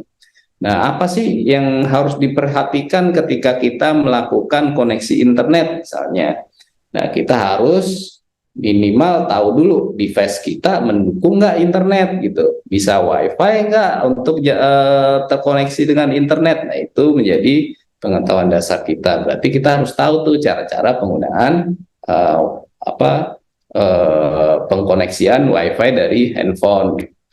Nah, terus kemudian kita juga harus tahu bagaimana cara-cara dasar perhitungan dari kuota internet gitu. Misalnya kita pakai WhatsApp, besar nggak sih penggunaan kuota internet di WhatsApp? Oh, ternyata besar nih. Kenapa nih? Kan kita bisa cek tuh kan ya di aplikasi info. Nah, di situ penggunaannya besar banget. Oh, ternyata ada settingan yang harus kita setting, misalnya auto downloadnya kita matiin, terus kemudian download ketika ada wifi-nya baru kita aktifin gitu. Nah, hal-hal seperti itu kita harus mengetahui gitu. Dari mana kita tahunya? Dari biasanya itu ada di info tentang aplikasi itu. Jadi dibaca-baca tuh, atau di syarat dan ketentuan. Kenapa penting kita membaca itu? Karena kadang ada hal-hal yang kita tidak pengen nih, misalnya galeri kita nggak mau dong dibuka secara umum gitu, atau diketahui orang lain gitu. Nah, ternyata secara tidak sadar ketika kita mendownload aplikasi, kita akan diminta persetujuan apakah boleh mengakses galeri kita gitu. Nah, kalau itu kita aktifkan, maka secara sadar ternyata kita membuka galeri kita untuk si aplikasi itu, gitu. Walaupun yang ditampilkan hanya 1 foto, 2 foto, ketika kita men-scroll ya, memilih untuk kita masukkan ke aplikasi itu, tetapi secara otomatis atau secara terbuka, secara izin, dia sudah mendapatkan izin, gitu, untuk mengakses dari galeri kita. Nah, itu perlu kita ketahui. Nah, kemudian di aplikasi pendidikan apa nih yang kita perlu ketahui gitu. Pertama ya umum lah, ini pada masa pandemi kemarin kita udah sama-sama dipaksa nih untuk bisa menjalankan proses pembelajaran melalui online. Nah, ini kita harus kenali nih kelas online dengan tingkatan pelajaran dan tema yang sesuai dengan yang kita inginkan. Biasanya nih banyak nih tempat kursus-kursus yang kita bisa ikuti, misalnya di Rumah Belajar, Keep in School 4.0, Meja Kita, Media Belajar Online atau MBO, Ikando, Cerebro, Indonesia X, Google for Education. Nah, ini banyak sekali, bukan hanya di pembelajaran kita di Indonesia, tapi juga menggunakan kurikulum-kurikulum yang internasional gitu. Kalau kita nih mau sekolah di yang kurikulumnya Cambridge, nah itu kan mahal dengan harga biaya yang tinggi. Nah, sekarang teman-teman di daerah-daerah yang terpencil yang memiliki akses internet bisa tuh, nggak usah jauh-jauh ke Jakarta dulu baru dapat kurikulum Cambridge, tapi cukup masuk ke Google for Education atau Brainly Indonesia atau aplikasi-aplikasi yang menyediakan jasa untuk belajar secara langsung dengan sekolah-sekolah luar gitu. Nah, ini sudah mulai terbuka dan mereka pun mengeluarkan sertifikat itu gitu. Nah, artinya apa? Artinya secara resmi, secara legal kita bisa terkoneksi secara online gitu. Nah, ini yang membuat keuntungan kita ketika kelas online ini diaktifkan di dunia pembelajaran kita. Kemudian biasanya nih aplikasi pembelajaran apa nih yang kita gunakan? Kita mungkin kalau di sekolah 2 yang sering kita gunakan. Kalau nggak Zoom, Google Classroom. Nah, ini menjadi aplikasi yang umum. Nah, untuk itu kita harus apa? Untuk itu kita harus mendalami apa aja sih yang ada di fasilitas Google Classroom gitu. Bagaimana sih cara share screen dan lain sebagainya, cara presentasi, cara melibatkan orang lain dalam presentasi dan lain sebagainya. Nah, ini menjadi pengetahuan-pengetahuan dasar yang teman-teman ini harus pelajari gitu. Terus kemudian kayak Animaker, ketika misalnya di dalam satu sekolah dia ada pola-pola yang kita harus presentasi nih sebagai murid gitu. Nah, dengan adanya aplikasi pembelajaran seperti Animaker, maka kita akan dimanjakan atau kita difasilitasi oleh Animaker itu gitu untuk membuat materi-materi tugas kita menjadi lebih keren, lebih cool, lebih animatif gitu, sehingga ini bisa lebih tercerna dengan baik. Nah, terus kemudian terbaru lagi sekarang ada namanya AI generator. Nah, ini luar biasa. Kalau teman-teman ya cari nih AI generator, wah sekarang udah banyak. Kadang kita nggak perlu repot lagi bikin gambar gitu, bikin misalnya saya tinggal ngomong saya pengen ada foto bapak-bapak lari di pinggir pantai waktu sunrise. Keluar tuh, nggak sampai 5 menit dia akan menampilkan pilihan gambar gitu. Nah, ini teman-teman udah mulai cek, coba browsing gitu AI generator. Nah, ini luar biasa banyak sekali.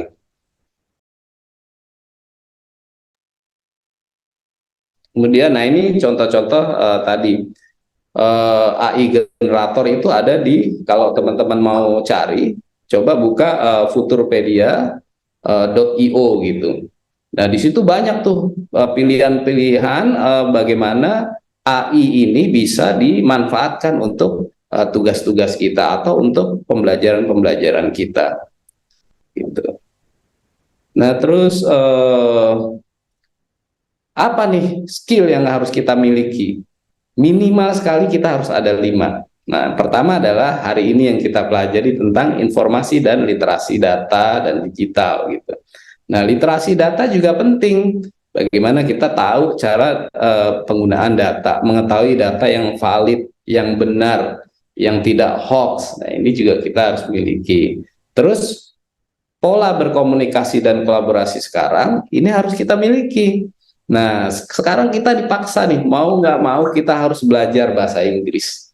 Bahkan bukan hanya bahasa Inggris, bahasa Prancis, bahasa Portugal, bahasa Turki, bahasa Arab. Itu juga terkadang informasi-informasi atau materi-materi pembelajaran, itu kita bisa dapatkan dari library-library yang berasal dari berbahasa bahasa asing gitu. Jadi kemampuan kita berkomunikasi ini harus kita tingkatkan, dan memang ini tren di generasi Z sekarang gitu. Nggak cukup 2 bahasa dia. Saya ketemu nih beberapa murid, kita melakukan wawancara, dia bisa 3 bahasa, bisa 4 bahasa, 5 bahasa, dan ini sudah menjadi tren dan luar biasa. Jadi teman-teman mulailah untuk aktif dalam komunikasi dengan orang-orang yang bukan hanya di Indonesia, tapi juga terhubung dengan luar negeri gitu. Ketika kita berkomunikasi dengan baik, maka kolaborasi otomatis akan terbentuk. Gitu. Nah, terus kemudian kita harus memiliki kemampuan menciptakan konten digital. Gitu. Jadi dengan berkembangnya teknologi handphone sekarang, kita harus mampu tuh membuat, merekam, mengedit, terus kemudian mempublikasikan. Nah, 3 hal itu minimal kita harus punya kemampuan dasar. Merekam, mengedit, dan mempublikasikan. Nah, 3 hal ini yang kita harus miliki di konten digital. Terus kemudian kita juga harus mengetahui keamanan digital gitu. Nah, bagaimana kita menggunakan kamera secara aman? Jangan sampai kita memfoto-foto bagian-bagian yang tidak lazim gitu, atau bisa melanggar hukum gitu. Nah, ini bisa mengakibatkan hal yang tidak aman bagi kita. Terus kemudian dalam men-share konten juga hati-hati. Konten-konten yang sifatnya hoax itu bisa menjadi faktor di mana kita jadi tidak aman gitu. Nah, terus keamanan lainnya apa? Keamanan lainnya adalah dalam membuka pesan-pesan dari orang yang tidak kita kenal gitu, dengan mencantumkan link misalnya.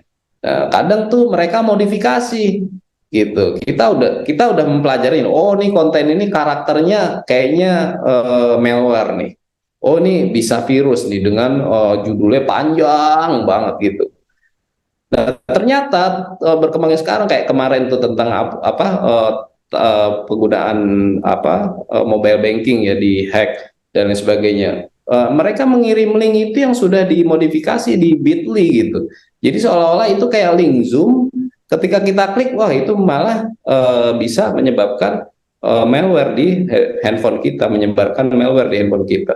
Dan itulah kenapa kita harus mengenali orang-orang yang ketika dia men-sharing atau mengirimkan suatu link kepada kita, kita baik kita tanya ini apa, fungsinya apa, dan lain sebagainya. Nah, terus Pak terakhir Habibie, yang mohon kelima. maaf, untuk waktunya kurang lebih 3 menit lagi ya Pak. Oke. Kemampuan memecahkan dan mengatasi persoalan secara teknis. Nah, ini pentingnya kita tahu dasar tentang lanskap digital, kita akan mengetahui mengatasi persoalan secara teknis. Nah, ini juga penting untuk kita ketahui saat ini gitu, apalagi nanti guru atau murid-murid yang kelas SMA dan mahasiswa, ini juga penting. Nah, nanti selain itu kita juga harus mengetahui tentang mesin pencarian, bagaimana cara menggunakannya.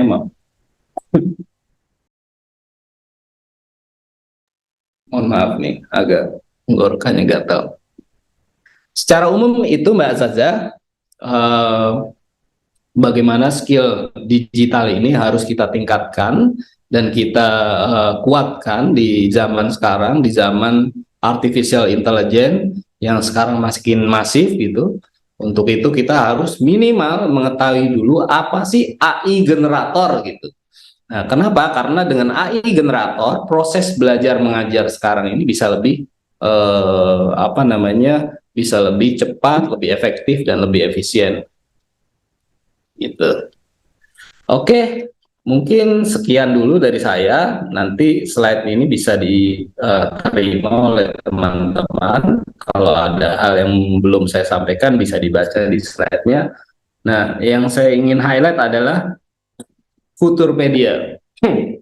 Nah, teman-teman, mulailah browsing di futurpedia.io. Di situ ada AI generator yang teman-teman bisa lihat apa sih yang bisa kita fungsikan. Demikian dari saya, Mbak Saza. Mohon maaf sebelumnya. Assalamualaikum warahmatullahi wabarakatuh. Waalaikumsalam warahmatullahi wabarakatuh. Terima kasih Pak Habibie. Sepertinya slide Pak Habibie masih cukup banyak. Nanti mungkin boleh di-share ke netizen asyik yang ada di sini ya Pak ya. Saya lihat di situ ada beberapa slide tentang mesin pencarian nih Pak. Yang kita kenalkan sekarang Mbah Google ya. Sebetulnya nggak cuma Google aja ya, banyak mesin pencarian lainnya. Kalau dari aku pengen nanya Pak, apakah dalam mesin pencarian itu tuh yang disebutkan tadi nggak cuma Mbah Google aja, bisa difilter nggak sih Pak? Mengingatkan anak-anak zaman sekarang nyari PR, nyari informasi semuanya langsung ke Mbah Google. Takutnya ada konten-konten atau iklan-iklan yang tidak sepantasnya untuk dilihat. Sebetulnya mesin pencarian apakah bisa difilter kah Pak? Iya, terima kasih Mbak Zaza. Ini penting banget ya buat kita, bagi pelajar, untuk mengenali fitur filter di mesin pencarian. Nah, hampir seluruh mesin pencarian yang berkembang secara di pasar sekarang, kayak Baidu, Yahoo, apalagi Google, nah mereka sudah menyediakan fasilitas untuk memfilter bagian-bagian mana saja yang kira-kira lebih efektif kita akan cari. Misalnya nih, untuk yang berkaitan dengan buku gitu. Nah, filternya kita bisa lebih sesuaikan untuk pencarian buku gitu. Nah, begitu juga dengan materi-materi jurnal dan lain sebagainya. Nah, filter ini teman-teman harus kuasai dengan bagaimana? Dengan mencari tahu apa itu fungsi filter dan bagaimana cara menggunakannya gitu. Kenapa? Karena ini menjadi pengetahuan dasar untuk seorang pelajar yang terjun di dunia internet. Menurut saya ini jadi bagian yang sangat penting untuk diketahui oleh seluruh siswa dan mahasiswa untuk fasilitas filter ini. Bukan hanya siswa, tapi juga guru, orang tua juga harus mengetahui ini. Gitu. Kadang kita sebagai orang tua itu tidak kita aware nih kepada anak gitu, tapi hanya memberikan handphone kita awasi gitu. Tapi sebenarnya fungsi filter itu bisa menjadi fungsi kontrol bagi orang tua gitu. Jadi ketika dia menggunakan tidak di hadapan kita pun bisa tetap terkontrol dengan adanya fungsi filter itu yang disetting oleh orang tua. Nah, untuk itu penting sekali bahwa penggunaan fasilitas filter di mesin pencarian harus dipelajari dan diaplikasikan di dalam dunia pendidikan. Oke, jadi tetap harus dalam pengawasan orang tua dan Bapak Ibu gurunya juga ya, ketika masuk ke mesin pencarian ya Pak ya, terutama untuk anak-anak. Oke, terima kasih Pak Habibie atas paparan materinya tadi. Nanti kita ketemu lagi saat sesi Q&A. Teman-teman, itu dia tadi paparan dari Pak Habibie dari Pilar Kecakapan Digital. Sebelum lanjut ke sesi Q&A, saya mau remind juga untuk netizen asyik Indonesia, jangan lupa untuk mengisi link daftar hadir. Caranya gampang, pastikan teman-teman sudah melakukan registrasi atau pendaftaran secara online pada link s.id/Litdik Jakarta Banten 005 dan mengisi link daftar hadir yang dapat diakses di s.id/Litdik Jakarta Banten 005 absen. Nanti sertifikat elektroniknya akan dikirimkan ke email masing-masing setelah acara ini selesai. Oke. Kita lanjut ke sesi Q&A setelah mendengarkan paparan dari ketiga narasumber kita. Pasti netizen asyik Indonesia punya banyak pertanyaan ya. Yang punya pertanyaan boleh tulis pertanyaannya di kolom komentar yang tersedia. Formatnya menulis nama, ditujukan untuk siapa, dan isi pertanyaannya apa. Dari tadi saya udah lihat banyak sekali teman-teman yang mengirimkan pertanyaan di kolom komentar. Saya akan pilih 3 yang paling menarik, nanti akan ditampilkan oleh kakak admin. Boleh kakak pertanyaan yang pertama? Dari kakak Alfian Yohanes ditujukan untuk Ibu Heni. Pertanyaannya adalah, dikatakan bahwa anak-anak Gen Alpha adalah generasi yang sejak lahir terpapar segala teknologi. Tetapi tentunya hal tersebut membawa dampak positif dan negatif. Di mana salah satunya yang dikhawatirkan adalah kurangnya interaksi sosial yang mereka lakukan dengan orang lain. Apakah ada tips atau cara dari Ibu Heni agar kita tetap dapat mengembangkan interaksi sosial mereka agar lebih kreatif dan dapat memunculkan rasa empati mereka? Karena kalau saya lihat saat ini, mereka sangat memiliki ketergantungan dengan teknologi dan sehingga membuat mereka merasa malas untuk berinteraksi sosial secara langsung. Silakan Ibu Heni, ini pertanyaannya menarik ya Bu ya. Iya. Terima kasih Mbak Sasa. Ini menarik ya Pak Alfian Johannes pertanyaannya gitu. Memang ya sekarang nih dampak teknologi itu ada positif, ada negatifnya.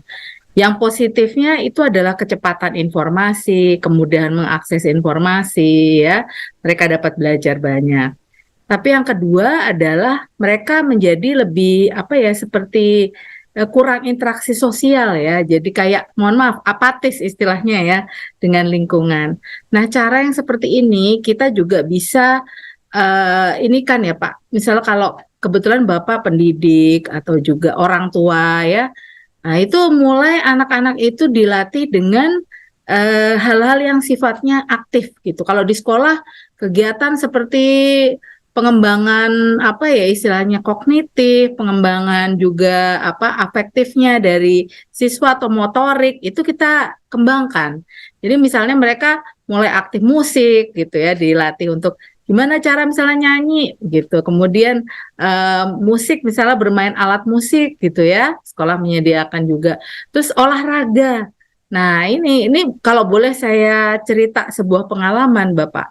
Dia ada kenalan saya yang cukup dekat, itu kebetulan anaknya itu awal-awalnya sangat kecanduan dengan yang namanya game online gitu ya. Game yang tadinya kaitannya memang berkaitan dengan olahraga, tapi akhirnya membuat candu gitu. Ibunya dan bapaknya akhirnya mengatakan bahwa sekarang mulai dibatasin aja main game online-nya. Akhirnya diikutkan dengan satu kegiatan kalau pulang sekolah, klub futsal gitu. Nah ini kan kalau saya bilang ini akhirnya aktif ya anaknya, bisa mengaplikasikan dari yang sifatnya online futsal ini kemudian menjadi hal yang sifatnya offline, bertemu dengan banyak orang, aktif dan bersosialisasi.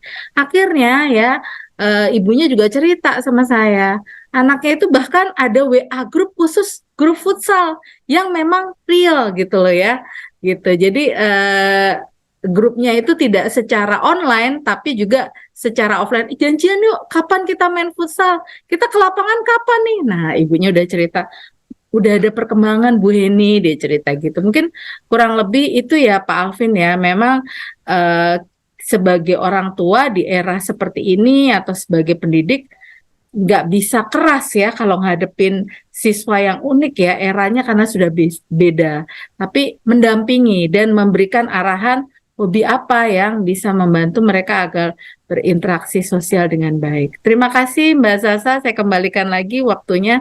Oke, terima kasih Bu Heni atas jawabannya. Semoga menjawab ya Pak Alfian ya. Jawaban tadi, kita lanjut ke pertanyaan yang kedua. Dari Kakak Darmawan Syah untuk Pak Andika. Pertanyaannya adalah, menanamkan budaya literasi digital kepada anak bisa dikatakan cukup sulit karena memang sudah beda generasi dalam keberadaban era. Terlebih di sini, peran orang tua sangat penting untuk memberikan pemahaman khusus bagi anak akan plus minus dunia digital dan bijak dalam menggunakannya. Bagaimana sih Pak cara yang tepat untuk menumbuhkan growth mindset pada anak agar semakin berintegritas? agar anak dapat bijak dalam bermain media sosial dan memanfaatkan ruang digital sebagai tempat yang kreatif untuk produktif. Terima kasih. Silakan Pak Andika dari Kakak Darmawansyah. Oke, terima kasih untuk Pak Darmawansyah. Pertama, perbedaan generasi antara kita gitu ya dengan anak-anak kita pasti itu suatu hal yang nggak bisa kita elakkan gitu ya.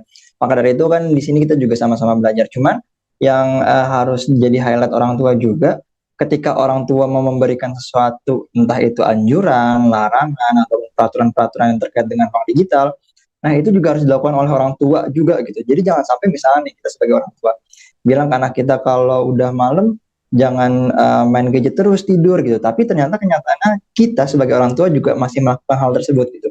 Nah ini yang akhirnya pada anak kita sulit untuk mereka lakukan karena anak itu kan sebenarnya prosesnya meniru ya.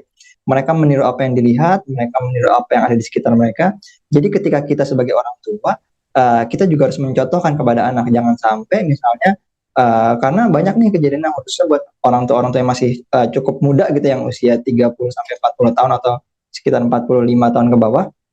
Ternyata mereka masih main game juga dan masih main ketika ada anak yang ngobrol, mereka bukan ngobrol, pulang kerja mereka masih main game juga. Itu banyak banget diceritakan kepada kami gitu di Sejiwa. Dan ini juga yang membuat anak-anak jadi sulit untuk mengikuti peraturan-peraturan yang ada gitu. Dan di ruang digital juga sebenarnya kita juga harus mau nih sebagai orang tua ikut belajar juga sama anak-anak kita. Jangan sampai kita merasa udah terlalu jauh kayaknya nggak bisa deh. Jangan seperti itu karena sebenarnya anak-anak kita juga mau loh mengajarkan kita tentang ruang digital ataupun kecakapan digital. Mereka juga senang gimana caranya kita mengemas aja si anak-anak ini untuk bisa mengajarkan juga kepada kita. Kalau kami di Sejiwa menggunakan konsep PCE namanya, Play, Connect, dan Explore. Jadi anak-anak tetap diizinkan untuk bermain gitu ya, tapi tidak lupa terkoneksi dengan kita sebagai orang tua.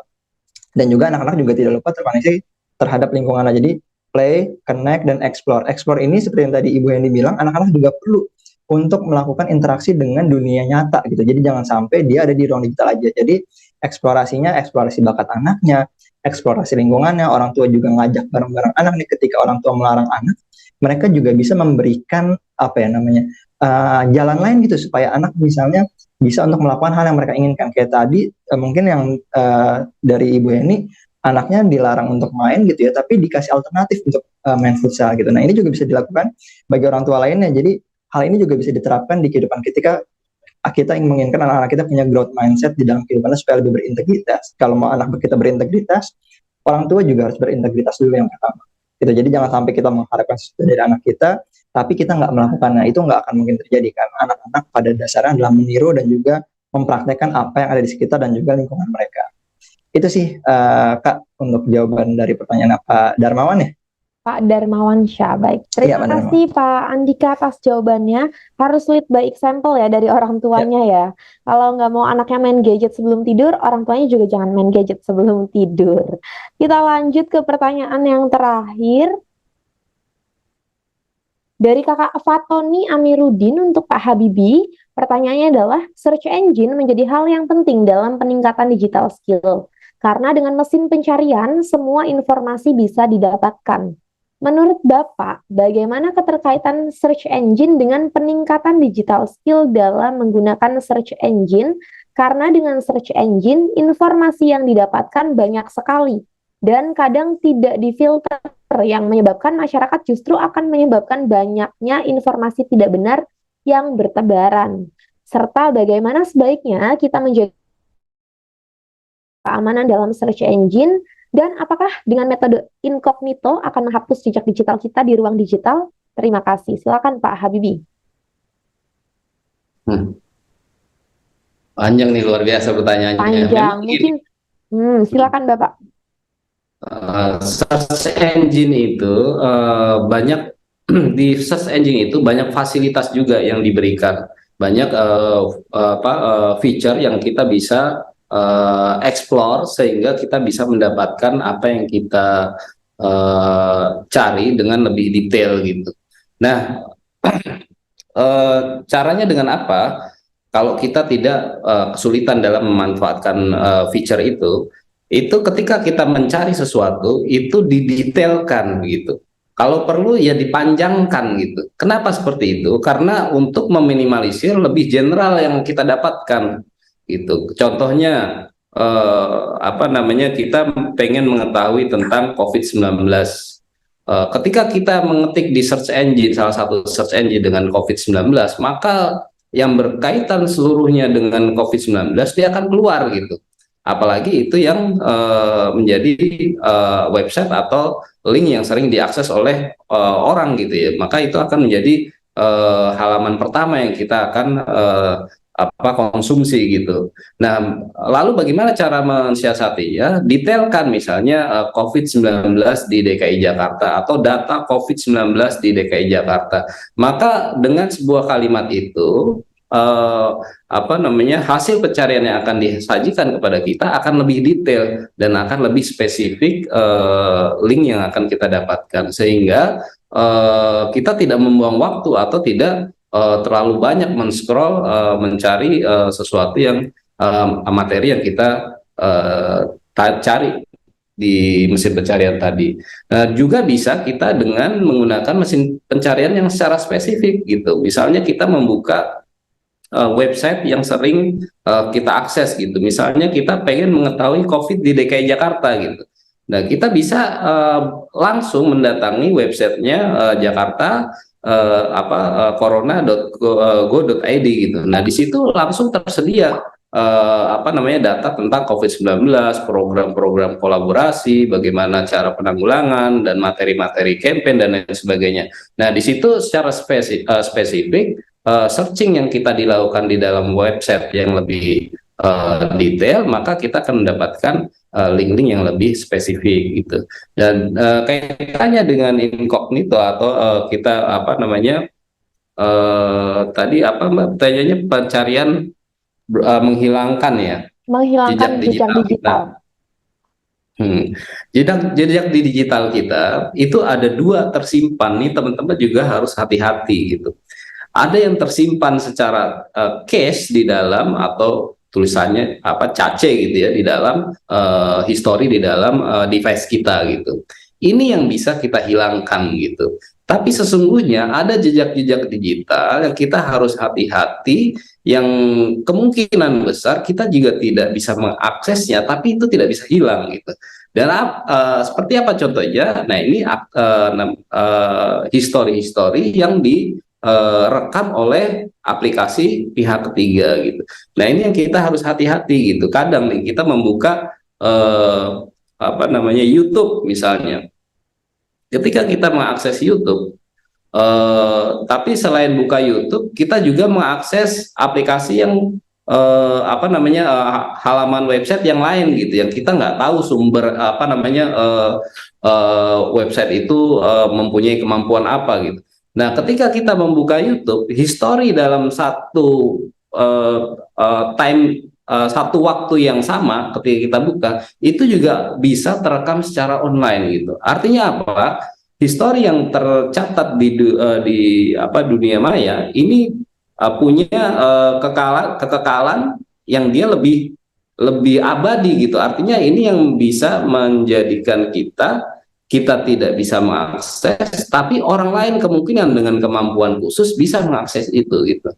Nah, oleh karena itu teman-teman, seberapapun banyak aplikasi yang menawarkan untuk menghilangkan jejak digital kita, sebaiknya kita tetap harus hati-hati dalam melakukan share sesuatu, dalam membuka sesuatu, dalam mengakses sesuatu, karena kemungkinan besar jejak digital kita itu secara di dunia maya itu tidak bisa, maksudnya tetap bisa terdeteksi, walaupun bisa di pihak kedua atau pihak ketiga yang mungkin saja mereka tidak bertanggung jawab gitu, bisa menggunakannya untuk keperluan mereka. Nah, itu sekilas tentang pertanyaan tadi, seperti itu Mbak Saza. Oke, terima kasih Bapak Habibie. Semoga menjawab ya Kakak tadi yang bertanya. Nah, itu dia tadi jawaban dari para narasumber kita. Semoga bisa mewakili juga untuk seluruh pertanyaan peserta yang ada di sini. Karena sudah tiba di penghujung acara, saya ingin mengundang kembali para narasumber untuk memberikan kiat-kiat sebagai closing statement-nya dari masing-masing pilar kepada para narasumber. Mungkin yang pertama saya akan minta Ibu Heni, silakan Ibu satu kalimat untuk closing statement-nya dari pilar. Ya, kalau dari saya pesan saya adalah tulisanmu di media sosial adalah dirimu atau kepribadianmu gitu, Mbak. Terima kasih. Oke, tulisanmu di media sosial adalah dirimu ya, Bu Heni ya. Kita lanjut ke Pak Andika. Silakan Bapak dari Pilar Budaya Digital, satu kalimat. Ya, kalau dari aku Mbak, berbudayalah dengan baik, jangan sampai kita berbudaya tapi kita melecehkan budaya orang lain. Itu dia sih Mbak, kalau dari aku. Oke, terima kasih Pak Andika. Yang terakhir kita dengarkan satu kalimat dari Pak Habibi dari Pilar Kecakapan Digital. Silakan Bapak. Terima kasih. Ini gunakan waktu untuk sebanyak-banyaknya untuk mempelajari tentang skill digital. Karena waktu yang kita gunakan untuk scrolling dan lain sebagainya itu banyak akan terbuang ketimbang kita, dan lebih baik kita mengakses untuk skill digital kita. Terima kasih. Terima kasih Pak Habibi. Terima kasih kepada para narasumber kita hari ini yang telah berbagi kiat-kiatnya dalam tema etika pelajar di dunia digital yang tentunya bermanfaat untuk netizen asyik yang hadir pada siang hari ini. Untuk memperjelas, saya mau kasih resume sedikit dari paparan para narasumber kita hari ini. Kecakapan digital ini penting sekali ya teman-teman, kita ketahui bersama, terutama tadi 4 jurus yang ada di video awal itu harus banget kita wajib ketahui supaya kita bisa memanfaatkan teknologi secara maksimal. Karena kalau sudah maksimal, nggak cuma ilmu aja, tapi kita juga bisa dapat cuan dari internet. Terutama buat generasi Z sekarang nih, teknologi bisa dimanfaatkan sebagai media untuk belajar, media berkreasi, sampai menyalurkan bakat atau hobi. Nah, tapi kita juga harus ingat bahwa dunia internet atau internet sama saja dengan dunia nyata. Kita tetap harus menjaga etika, menjaga sikap, tidak menyebarkan berita hoax juga. Karena yang kita temui di internet ini global, berbeda budaya, suku, ras, agama, bahasa, jadi tetap harus menghargai satu sama lain. Oke, saya juga ingin mengucapkan selamat kepada 10 pemenang yang berhak mendapatkan saldo dompet digital. Ada siapa aja kakak? 10 pemenangnya ada kakak Alfian Yohanes, Kak Darmawan Syah Al-Ghifari, Kak Fatoni Amiruddin, Kak Vita Sintia, Kak Ana Husnayanti, Kak Iin Inayati, Kak Alia Taskia, Kak Risma Lasmiati, Kak Nengsi, dan Kak Bahtiar. Selamat kalian berhak mendapatkan saldo dompet digital. Bagi para pemenang mohon mengirimkan data pribadi yang diperlukan melalui direct message yang ada di Zoom. Itu dia acara Makin Cakap Digital 2023 di segmen pendidikan wilayah DKI Jakarta, Banten, dan sekitarnya dengan tema Etika Pelajar di Dunia Digital. Sebelum acara saya tutup, saya mau remind sekali lagi untuk netizen asyik Indonesia, jangan lupa untuk mengisi link daftar hadir. Linknya nanti akan dikirimkan oleh tim admin di chat Zoom, boleh dicek di sana. Nanti sertifikat elektroniknya akan dikirimkan ke email masing-masing setelah acara ini selesai. Terima kasih atas partisipasi netizen asyik Indonesia, serta para narasumber kita hari ini. Terima kasih Bapak Habibi, Pak Andika, dan Ibu Heni. Terima kasih banyak atas paparannya. Semoga bermanfaat terutama dalam literasi digital. Akhir kata, saya Hirza Zanuba pamit undur diri. Selamat sore dan sampai jumpa di acara Makin Cakap Digital 2023 berikutnya. Terima kasih semuanya.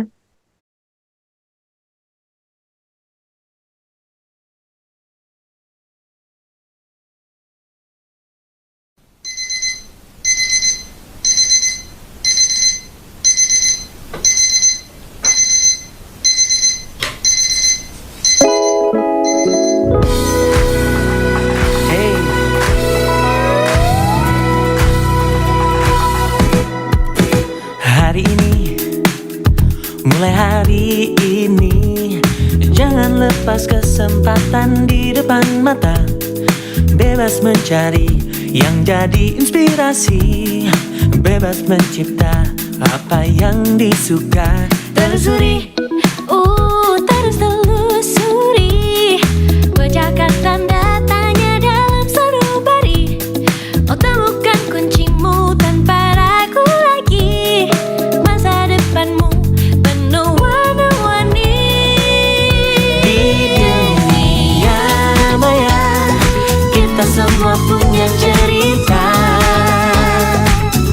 Di dunia maya, kita semua